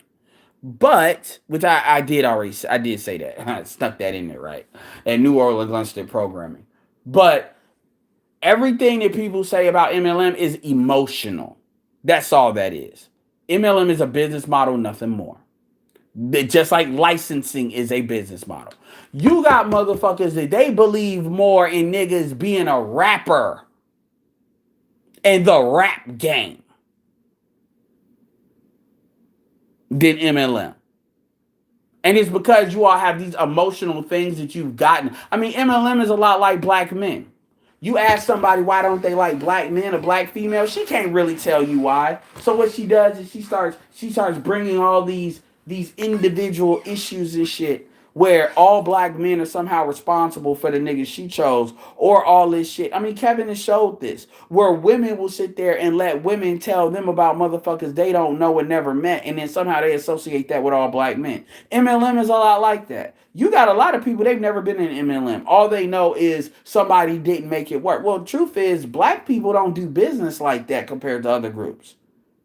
And black people have an adversity to businesses compared to other groups because of the same mindsets that they apply to MLM. It's the same mindset. Why don't you buy black? I'm not talking about you, but if you ask somebody why don't they buy black, it's the same stupid shit that they'll come up with MLM, because it's kind of, it comes from the same kind of cocktail of bullshit. So at the end of the day, MLM has the same fail rate as any other business. Any other business. And I promise you, MLM doesn't have the highest fail rate. But everybody and another thing too is other countries, MLM only has really a negative connotation in the United States of America. That's one of the things that I observed actually when I went overseas. MLM actually freely advertises in other countries. It's only in the United States it has a negative connotation. And a big reason why it has a negative connotation is because corporations want you to work. They really don't want a whole bunch of people hustling like that, because then you won't be loyal to them. And that's the shit nobody wants to talk about. Now, is MLM perfect? No. Does MLM has its trade-offs? No. Are there reasons why I understand that that MLM has a negative reputation in the United States that is earned by MLM? Yes. Yes. But this idea, this idea when people say, I just find it funny. I've seen people Kelly was on here and we were talking about those boards. I've seen people promote those boards. Like I've had Telegram groups that I'm in and I've seen where I see black people freely promoting Ponzi, like what they know to be a Ponzi scheme. Like they're literally promoting boards and they're investing. They're calling it blessings and shit. And I've literally had people come to me with this when they want to have a complaint about it, but they knowingly invest in a Ponzi scheme. Then get mad when they're in a situation where the people they brought into it, that board like broke because it just fizzled out and now they're mad. And they ask me what should they do. I say you should give them their money back, but I'm gonna lose a lot of my money. Well, you be lucky you were in profit and it wasn't enough people where you had to pay. Because me personally, if I brought somebody in something like that and it didn't work out, I'm giving them their money. Even though it's a risk, it's still my reputation that matters. Now in MLM, I'm not doing that because you know what you're investing in. But something like that, they don't like that. So I already know a lot of black people are full of shit when they say that. I know black people will knowingly invest in a Ponzi. There are a lot of black people that knowingly invest in a Ponzi scheme before they invest in MLM because of how they emotionally feel about the MLM versus what they tell themselves about a Ponzi scheme. The truth is, most black people don't like MLM because most black people are afraid to sell shit. That's the truth. Now that's not now there's dudes like Dan Locke and Boyce Watkins that they got something to say about MLM, but the thing about it is something should tell you why does MLM still, if everybody hates it, why does it still exist? If it's so horrible, why is it that it's still around? And I like nobody never asked that question. But no, I do pretty much like affiliate marketing though. I do leverage affiliate marketing. Now I buy products from MLM places all the time.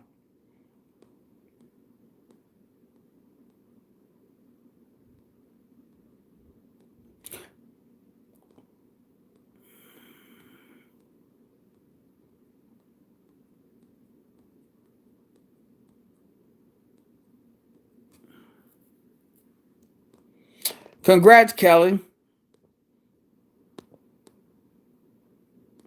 I'm gonna tell you right now, Imperium and Black Excellence, stop arguing with this chick. Stop arguing with her. Stop doing that shit. Cause all y'all doing is y'all just trying to, attack for no reason. Y'all are not bringing up any points. At the end of the day, she's got 550,000 subscribers. Fuck how much she makes. That alone, so I don't know what y'all are trying to get her to say. Stop doing that.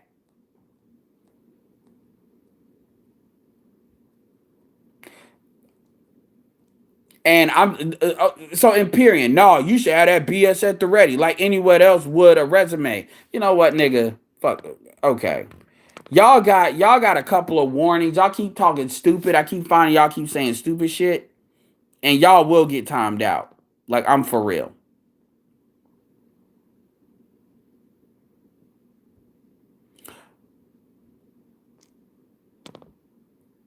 You black women problem is about not being able to control the manosphere and hating that manosphere is not about y'all. That is all it is, dude, man. She ain't even oh my god, man. Y'all niggas.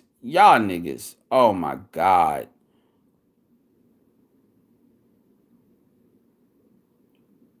Empyrean, you getting put in time out.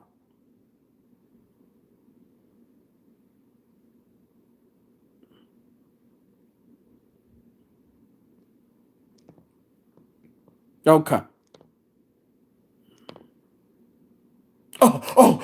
You pussy first. How dare you put a black man in timeout for a black woman? How dare you do that, nigga? Fuck y'all. Like I want y'all to understand something. I want y'all to understand something real quick.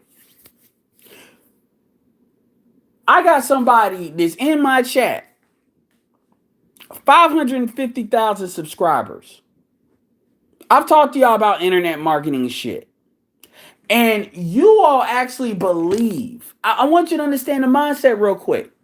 You all actually believe, y'all don't have a point, because I've read these comments. Y'all actually believe that it is an intelligent thing to attack somebody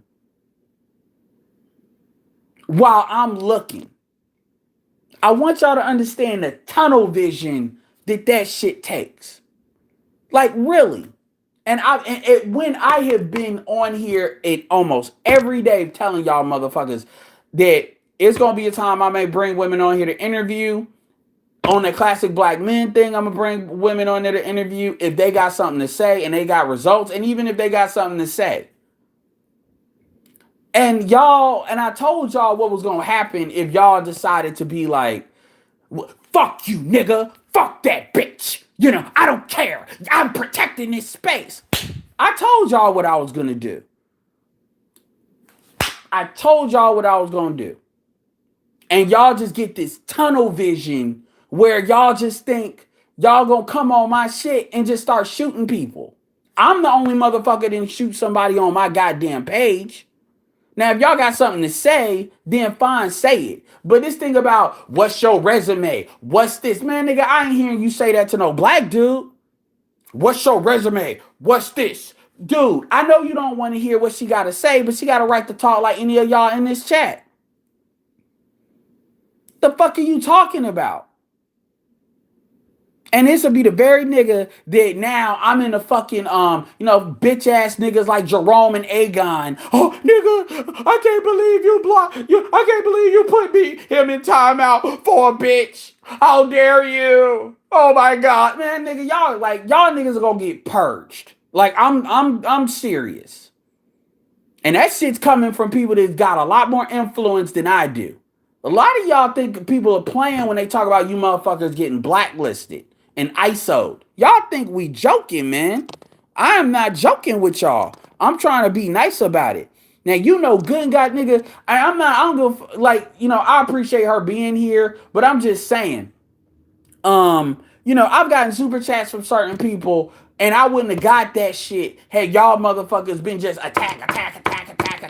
And then y'all get mad when I give a female a wrench. I got to, because I know how some of you niggas, what you niggas will try.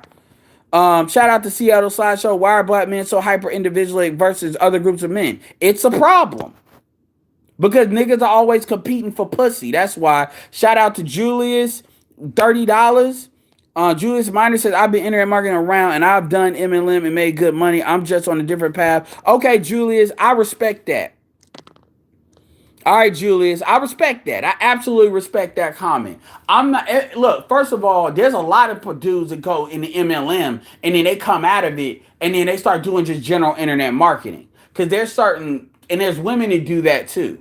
So it's kind of like real estate where people will be an agent and they go into investing. What I'm saying, no, you said you made good money. But that's different than when people talk about they don't believe in it like the shit's a scam. Shit's not a scam. Now, if people want to ask me some honest questions about, look, if you got a question about internet market, like if you got, or MLM, I will take any negative statements any of y'all want to say and I will address them openly and honestly. Even if you don't give a fuck about MLM, just to show you that I can. I'm not saying to do it on this video, but I'm all for the smoke. Because then I have an answer pretty much for anything you all could come with. And I mean a legit answer, not just some pawn off answer. And I'm not going to just give you like a positive statement. There is a lot of bullshit out there. There is bullshit out there. The biggest issue that I think people run into in MLM is they don't know what they don't know. So the truth is, one of the most important things you can do in MLM, and now I'm getting into 2 hours, MLM is you can is understanding that you need to understand what team you're joining. So one of the biggest questions is, who is the leader that has like a lot of the assets and information? Because there's a lot of things a lot of these people are putting out there is bonuses. and you can get into a whole treasure trove of information. Just it doesn't matter if you're joining somebody directly, but whose team is somebody on? It's like the established person on that team, on that group. Like, and that matters. But they don't know that. So what happens is, and then I'm very adverse to people spending money for advertising. I always tell them, no, you need to understand what the price. I'm not gonna make this about fucking MLM. Just know any questions y'all have, I can get it. And I'm telling you, I've been warning y'all. Like, look at all these comments, dude. Like, are you fucking serious? Like, nigga. 1, 2, 1, 2, 3, 4, 5, 6, 7, 8, 9, 10, 11, 12, 13, 14, 15, 16, 17, 18, 19, 20, 21, 22, 23, 24, 25, 26, 27, 28, 29, 30, 31, 32, 33. Nigga, 33 comments. And I promise you, like at least 25 of them was aimed at one person. Are you fucking serious?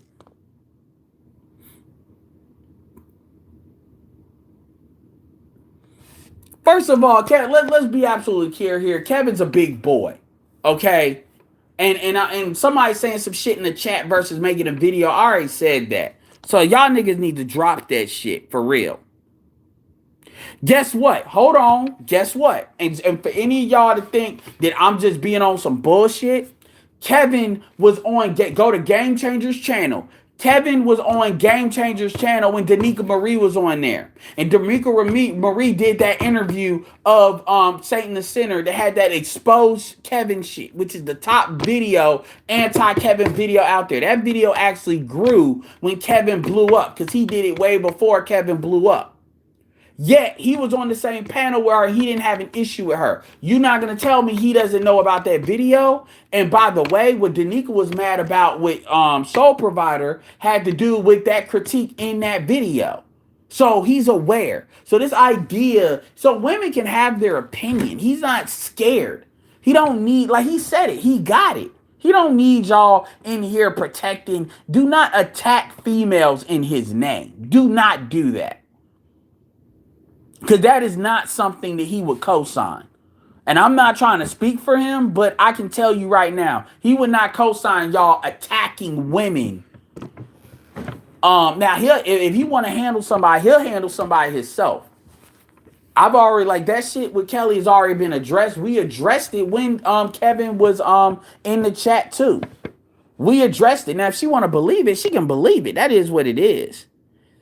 Like I said, there's a difference between somebody saying some shit in the chat and then somebody making videos about the shit, especially somebody like her that has the kind of access to the algorithm she has.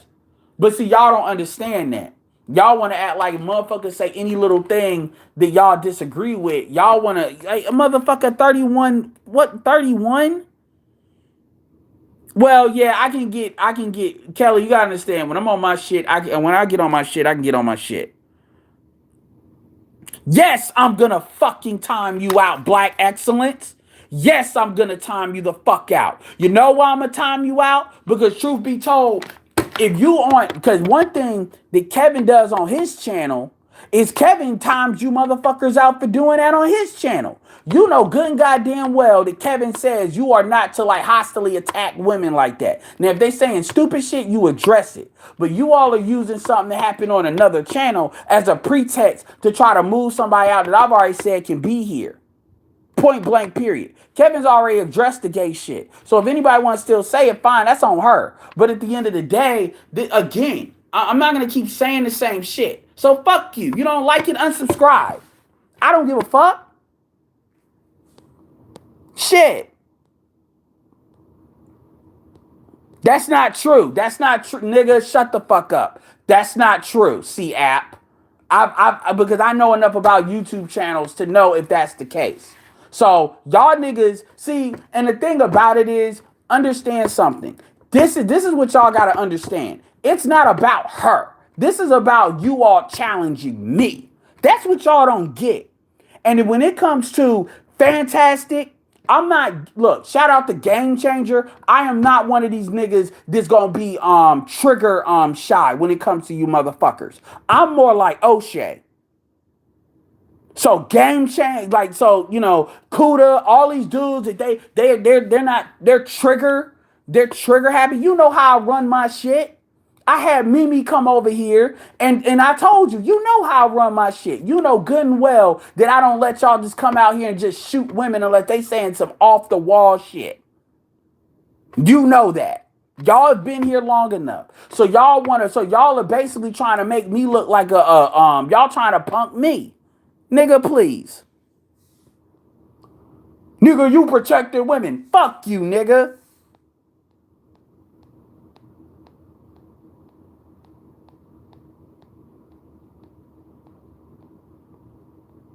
I'm not looking over shit.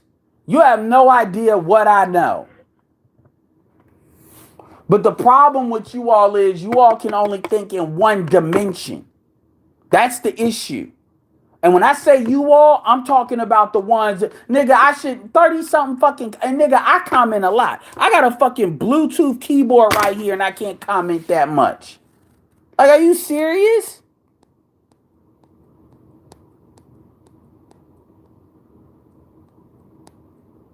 Yeah, what's up? Yeah, peace out, Kelly. Shit, I know you'll be back. I mean, shit, this original video wasn't even about business, so I'll have to clip it out. So, you got what you got to say. But like I said, see, this is why we tell y'all not to look at the chat when y'all come up on panels.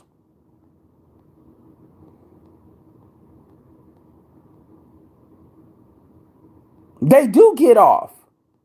And niggas trying to use protecting the space as like a pretext to you. This is the thing you're not understanding. It's not about the women. It's about how we run our shit. You all think you're attacking the women when in actuality you're trying to punk us. That's what you all don't understand. You all can't think past that. And so when we do something in response, when we tell you all to chill, because I haven't given her a wrench. You notice that. You all don't understand. It's the same thing. I'll give you a perfect example.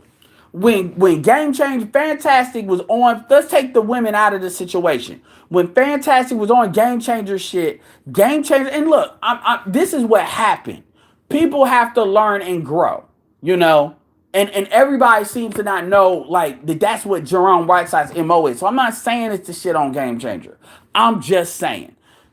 Fantastic was on Game Changer shit. And yeah, Kelly, I appreciate you coming through. Come through again. Like I said, my Classic Black Men channel is going to be a lot more on business and stuff. You want to contribute. My email will be in the comment section. If you got any thing, when I get my SEO shit going and I start pushing my channel, because I can't really tell. I don't want to ask you anything and then I haven't done anything. Because there's really nothing to critique at that point. So, peace out. But no, back to you niggas. When Fantastic came on there and Jerome did the same thing to me and did the same thing to Kuda. Where he like tries to break glass and start just acting like a fucking bulldog. And he blows up panels. And then, like, Game Changer, I know what was going on. He wanted to give Jerome the benefit of the doubt because he don't know who he is. I get that. He didn't know really what Jerome's MO is. Because if he would have, he wouldn't have did that. So it's kind of like he's wanting to not seem like he's taking sides. I don't give a fuck about that shit. Right is right and wrong is wrong. If I tell y'all I want a certain type of way of my shit conducted, I say that, you can take your ass on.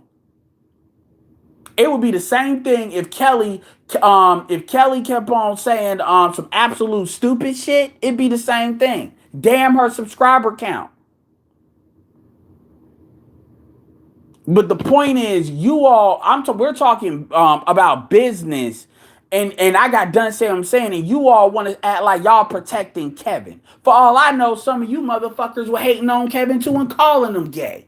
Because a lot that was going on in the manosphere way before the women started saying it. And shit, Super Sly, all of them. And people still fuck with them. So what?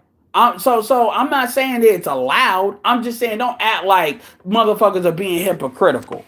I've told you all on this panel, the Super Sly has every right to feel the way he feels as a content creator. And I said the same thing in that situation. There's a difference between making a video and saying what you're gonna say in the chat. There's a different thing, and I've called that out when I said that was bullshit. But I'm talking in circles now. But my point is, if y'all go to that clip, because it was like at an hour and 17 minutes, go bring it up in an hour and 17 minutes into that panel yesterday.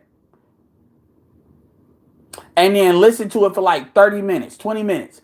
And then, because everybody was on there. And Jerome was out here talking all this bullshit, making it personal, saying that, Fantastic got yellow teeth and shit, knowing good and well that if Fantastic was in Jerome's face, his bitch ass wouldn't say that. Agon's bitch ass on here. Yes, you niggas are bitches. Fuck you. Spark is in the bitch ass nigga category too. Not Split Spark, but the other Spark. And Game Changer let that shit rock. That shit is not gonna keep happening. And I'm not talking about him. He'll get it. He'll learn. Because he's already had issues he's had to deal with off of letting people do stupid shit. I'm telling you right now, when I say something, I mean it. Y'all don't have to listen. We really don't. I don't give a fuck. I put 3 years into this shit and 2.5 years into having the channel and a couple more years being on BGS shit. I have nothing to fucking prove to you all. Most of you all have not been in the manosphere long enough to even have a word to fucking say to me. And this is not about, fuck y'all. There's shit like nobody would be talking about the gynocracy like that. BGS, we talked about it, so I'm not saying I'm the first person to bring it up, but I'm the one that made it popular. I'm the one that took it upon myself to talk about the gynocracy for free because I didn't even monetize my shit and for you all even to super chat my shit up until like 6-7 months ago. So you can't say I did it for money. So you all can kiss my ass. The 2 or 3 of you all that think you all can come up on here and tell me about shit. You can't.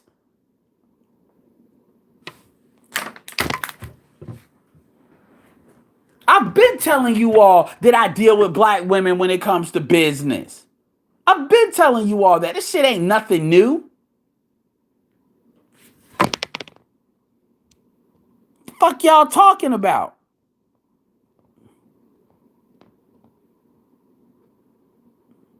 What the fuck C-Rap say? All right, man. Yeah, that nigga C-Rap, congratulations. You've been blocked. So who wants to get blocked? No, I'm not drunk. Nigga, I'm not drunk. You subscribe to me so you know I go off. What the fuck y'all talking? Are you drunk? So let's see what the fuck you all got to say. Drunk. I do know a lot of these men be anti. So they do, man. And like they're basically playing like they're kamikaze. Let's see what the fuck y'all talking about. Black exes, because y'all like I'm about to go. Nobody's attacking her though, saying who she's, what do you call attack? Nigga, shut the fuck up, acting like you don't know what the fuck I'm talking about. Man, 30 fucking comments and like 25 of them is addressing one person. Nigga, stop it. No, you are challenging me because I fucking told you how I wanted my shit conducted.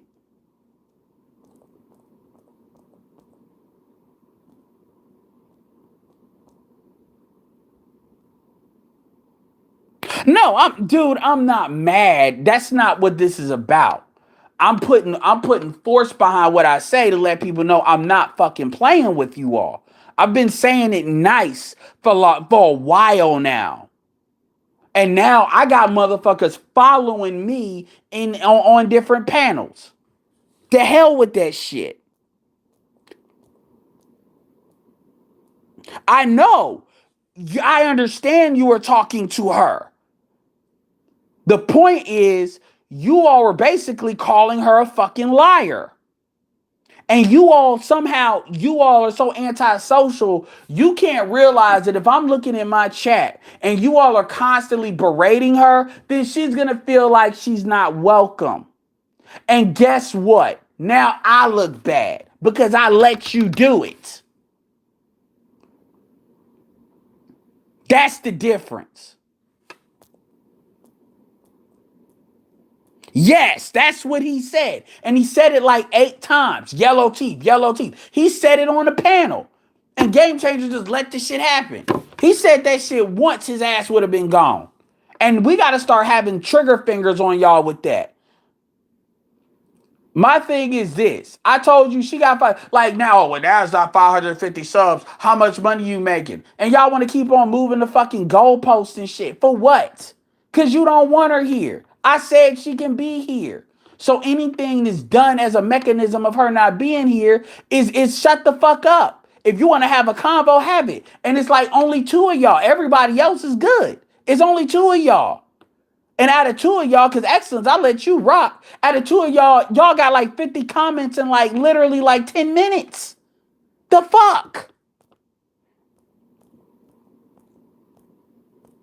Man, Smargo, whatever about that, believe women don't have rights. But Smargo, you notice how I'm not beating you up for that position. There's a difference between having that position and then thinking that every cheap female that comes into my shit is fair game to get shot up. Now, if they saying some dumb shit, yes, challenge them on the points. I am for the points. I am not about attacking people. You all know that is the culture for my shit, and that is how I carry myself on other panels. Shout out to Dre. And I expect for you all to respect that shit. And I'm telling you, I have no problem blowing this motherfucker up and restarting it with a different mentality. I really don't. The shit is only 3,600 subscribers. Y'all really out here, I told you all, y'all really out here believing that like 2 or 3 of y'all is actually going to deal with the majority. Majority of my subscribers are straight. Some of y'all I ain't even seen until recently. Like, and I'm going to say this and then I'm done. A lot of you niggas are MGTOW, but y'all not wanting to claim MGTOW. Y'all need to go ahead and claim MGTOW so people can be aware of who you all are so we can actually create channels that can facilitate that.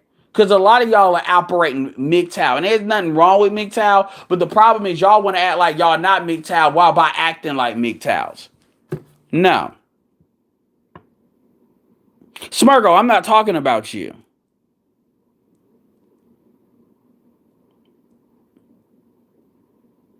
You're laughing, but dude, I literally went back through all my comments, and I can put the comments back that I hid. I see what's being said.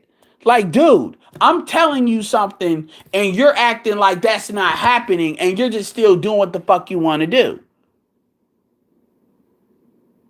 And then you want to bring all this bullshit about in this space.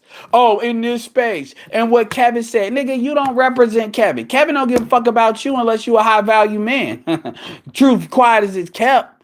I mean, so this idea that y'all are using other people as mechanisms to basically beat motherfuckers up. That's what you're doing. I'm telling you what you're doing.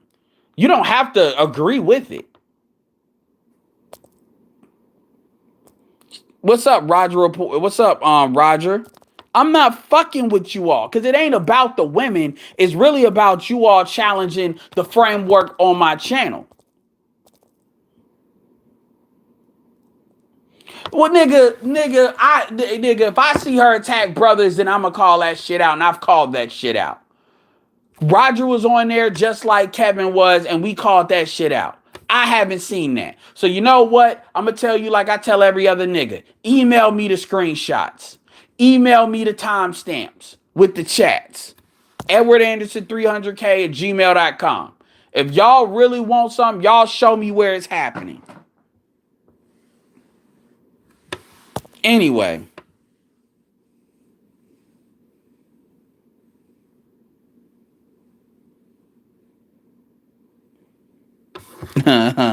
Uh-oh.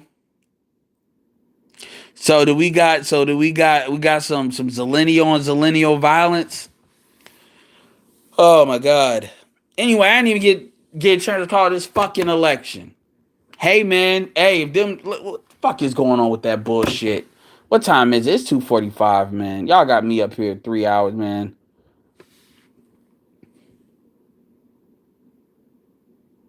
I'm not feeling. Shut up, man. I'm not feeling no type of way. Y'all ain't seen me feel some type of way. Y'all haven't seen that.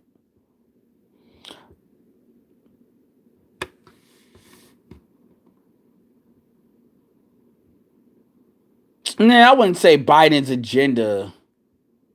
Did they say, did he win? The black dude beat the white bitch?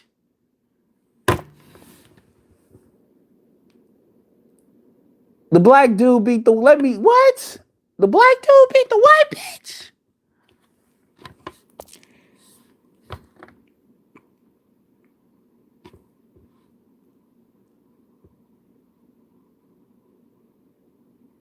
Bitches, I can link you the OnlyFans bitches that feature me, and what you, I'm gonna let the young dudes, y'all handle that. Yeah, I already told you. Like I keep telling y'all, we run our channels the way we run our channels, man. Like y'all are not gonna come over here telling me how to run my shit. I don't understand how y'all don't understand that. Hey man, hey now let's see if them Dems get that $2,000 because I've already got that $600 stimulus. Let's see if they got some 2,000 more, man. See, you give that 1,400. See if Biden bullshitting. Because here's the thing: if they win both seats, that means Kamala is gonna have to spend a lot of time in the Senate because she's gonna have to be constantly breaking the tiebreaker. Let me find out, Smurgo. Well, shit, Smurgo Ramil is your man. Let me find out, Smurgo. Doing OnlyFans. Man, y'all chill out. Y'all two chill out. I mean, at the end of the day, Joe Smurgo has a right to have the views he has. That's not the issue I have. My thing is, we're talking. Here's a point. When I'm talking business, and you sitting here, and somebody you can see that, because here's the thing, and this is where it annoyed me. So with Jessica, y'all can't see her face. So apparently, that's y'all up in air about that. Fine. This Pretty Kelly, you can see her face. She came to the manosphere with. I'm not trying to like y'all act like I'm the right is right, is wrong is wrong. It's not about defending anybody. Right is right, is wrong is wrong. When I said she was wrong for basically and own the fact that she's saying what she was saying about Kevin. She has a right to believe it's suspect. She has that right. I mean, this idea that, because you saying that's bullshit. No, she has a right to believe that. She has a right to think that. That's her opinion. Just like how, I vehemently disagree with her on how she feels about MLM. But she has a right to believe that. Y'all make it sound like shit. So at the end of the day,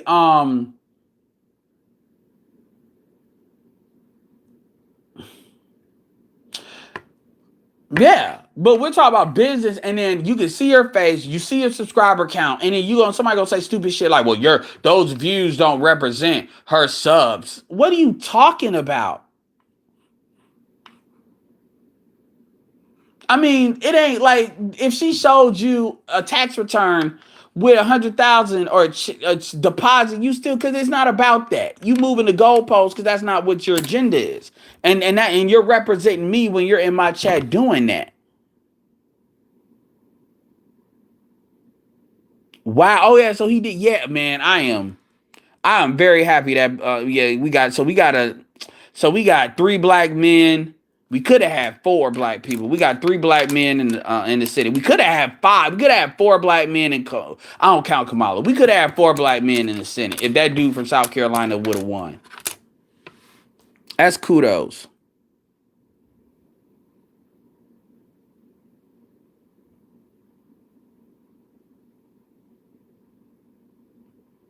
Jersey Hammer, yeah, but they can't understand something. Biden's a white. No, there's two things. Biden's white. Biden's not Obama.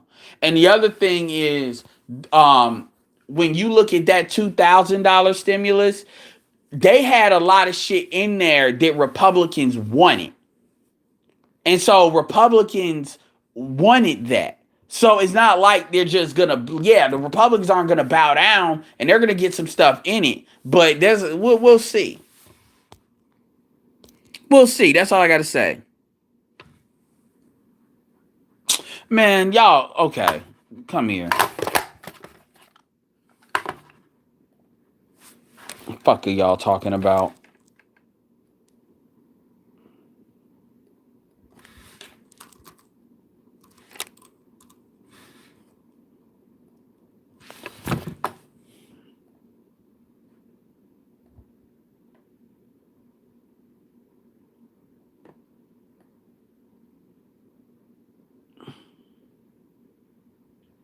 First of all, you get those subs because I'm gonna tell you how you get it for the slow class. Number one, if it depends if you delete out a lot of your videos, that's not how you count subscribers.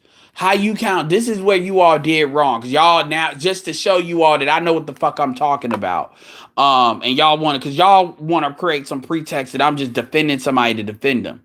You don't look at their recent views because, like, for instance, Glendon Cameron's Hustlers Kung Fu's channel, because he's been changing the trajectory of his channel, his view count doesn't reflect the subs that he has. What you do is you go to a YouTube channel, you type in sort, you go to sort by on the right when you go to videos, and you go to most popular. And then what you do is you add up, like, usually the top 10 videos, and that's going to generally give you close to what somebody's channel is. Because it just their channel count is. And a lot of times people gain a lot of subscribers through a couple of videos. But that does not necessarily mean that I reflect the engagement for every single video. So yes, there are some videos that are like that. It depends.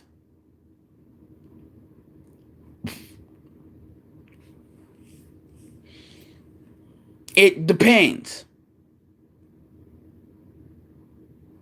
And I can tell you right now that probably what goes on is she deletes out a lot of her videos, which most people don't do. So it seems like she doesn't have a lot of videos. Jessica X does that. It just is what it is. It's nip tucking a channel.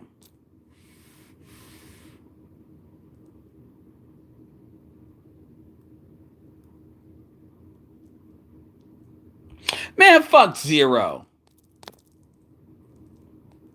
I don't give a fuck about Zero. Basically, somebody timed me out and they cried like a bitch to Zero's channel. And then Zero's clowning me. Fuck Zero. I'll debate Zero on the profit of thought at any time he wants to. Zero can kiss my motherfucking ass. Zero is going to be exactly where Zero is when everybody's left his ass. I've done more for the manosphere than Zero has.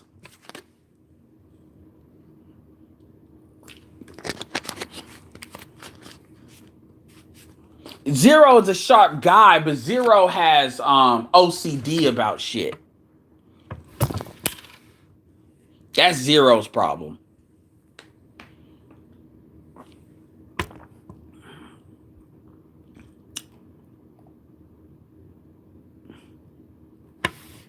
That nigga pussy first. That nigga pussy first. That nigga pussy first. Oh my God. Fuck Zero.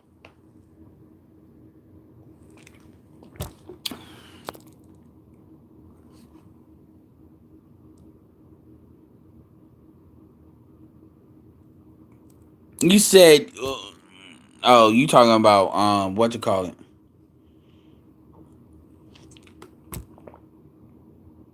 Man, all right, then congratulations.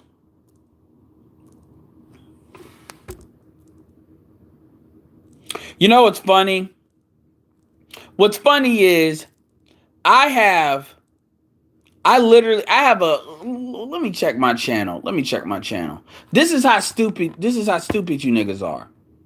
And I'm gonna keep it real. I want some of you niggas to unsubscribe from me.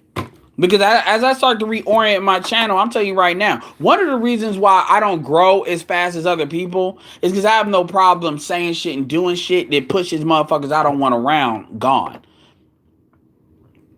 Let's check my analytics. Since I'm so pussy first, right? I'm so pussy first. Let's check my audience and my analytics. I wish I could make this a panel.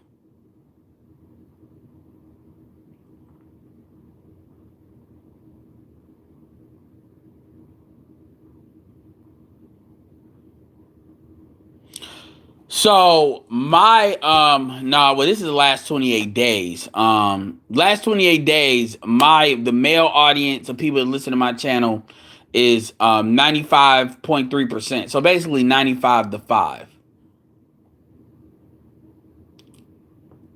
But I'm so pussy first, right? Let's see lifetime. Lifetime, my channel has been 96.9, so basically 97 to 3. And let's do last year. It's been 90. So roughly my audience is 97% male, 3% female. Yet I'm pussy first, right? My channel has not been monetized up until probably like the last like 5 or 6 months. You couldn't even super chat my shit if you wanted to. And it's still not monetized for views. But I'm pussy first, right?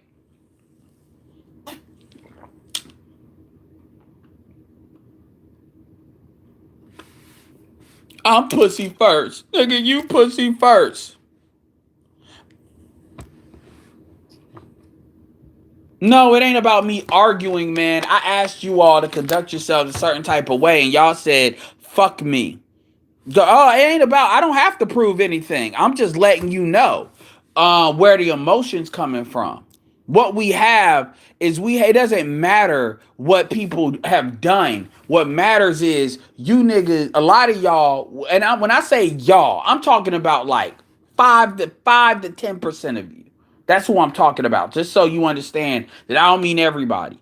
5 to 10% of y'all are really like MGTOWs. And y'all are like level 3s.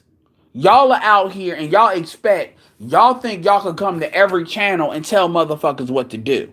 And I've been very nice about telling y'all, like but that's over. And like I said, if Zero wants to die on that sword, he can. But the truth is, Zero can't grow a channel worth of shit. So Zero, ain't nobody fucking with Zero like that. Not really. So Zero can clown me all he wants to doing the nigga stream shit like I'm doing.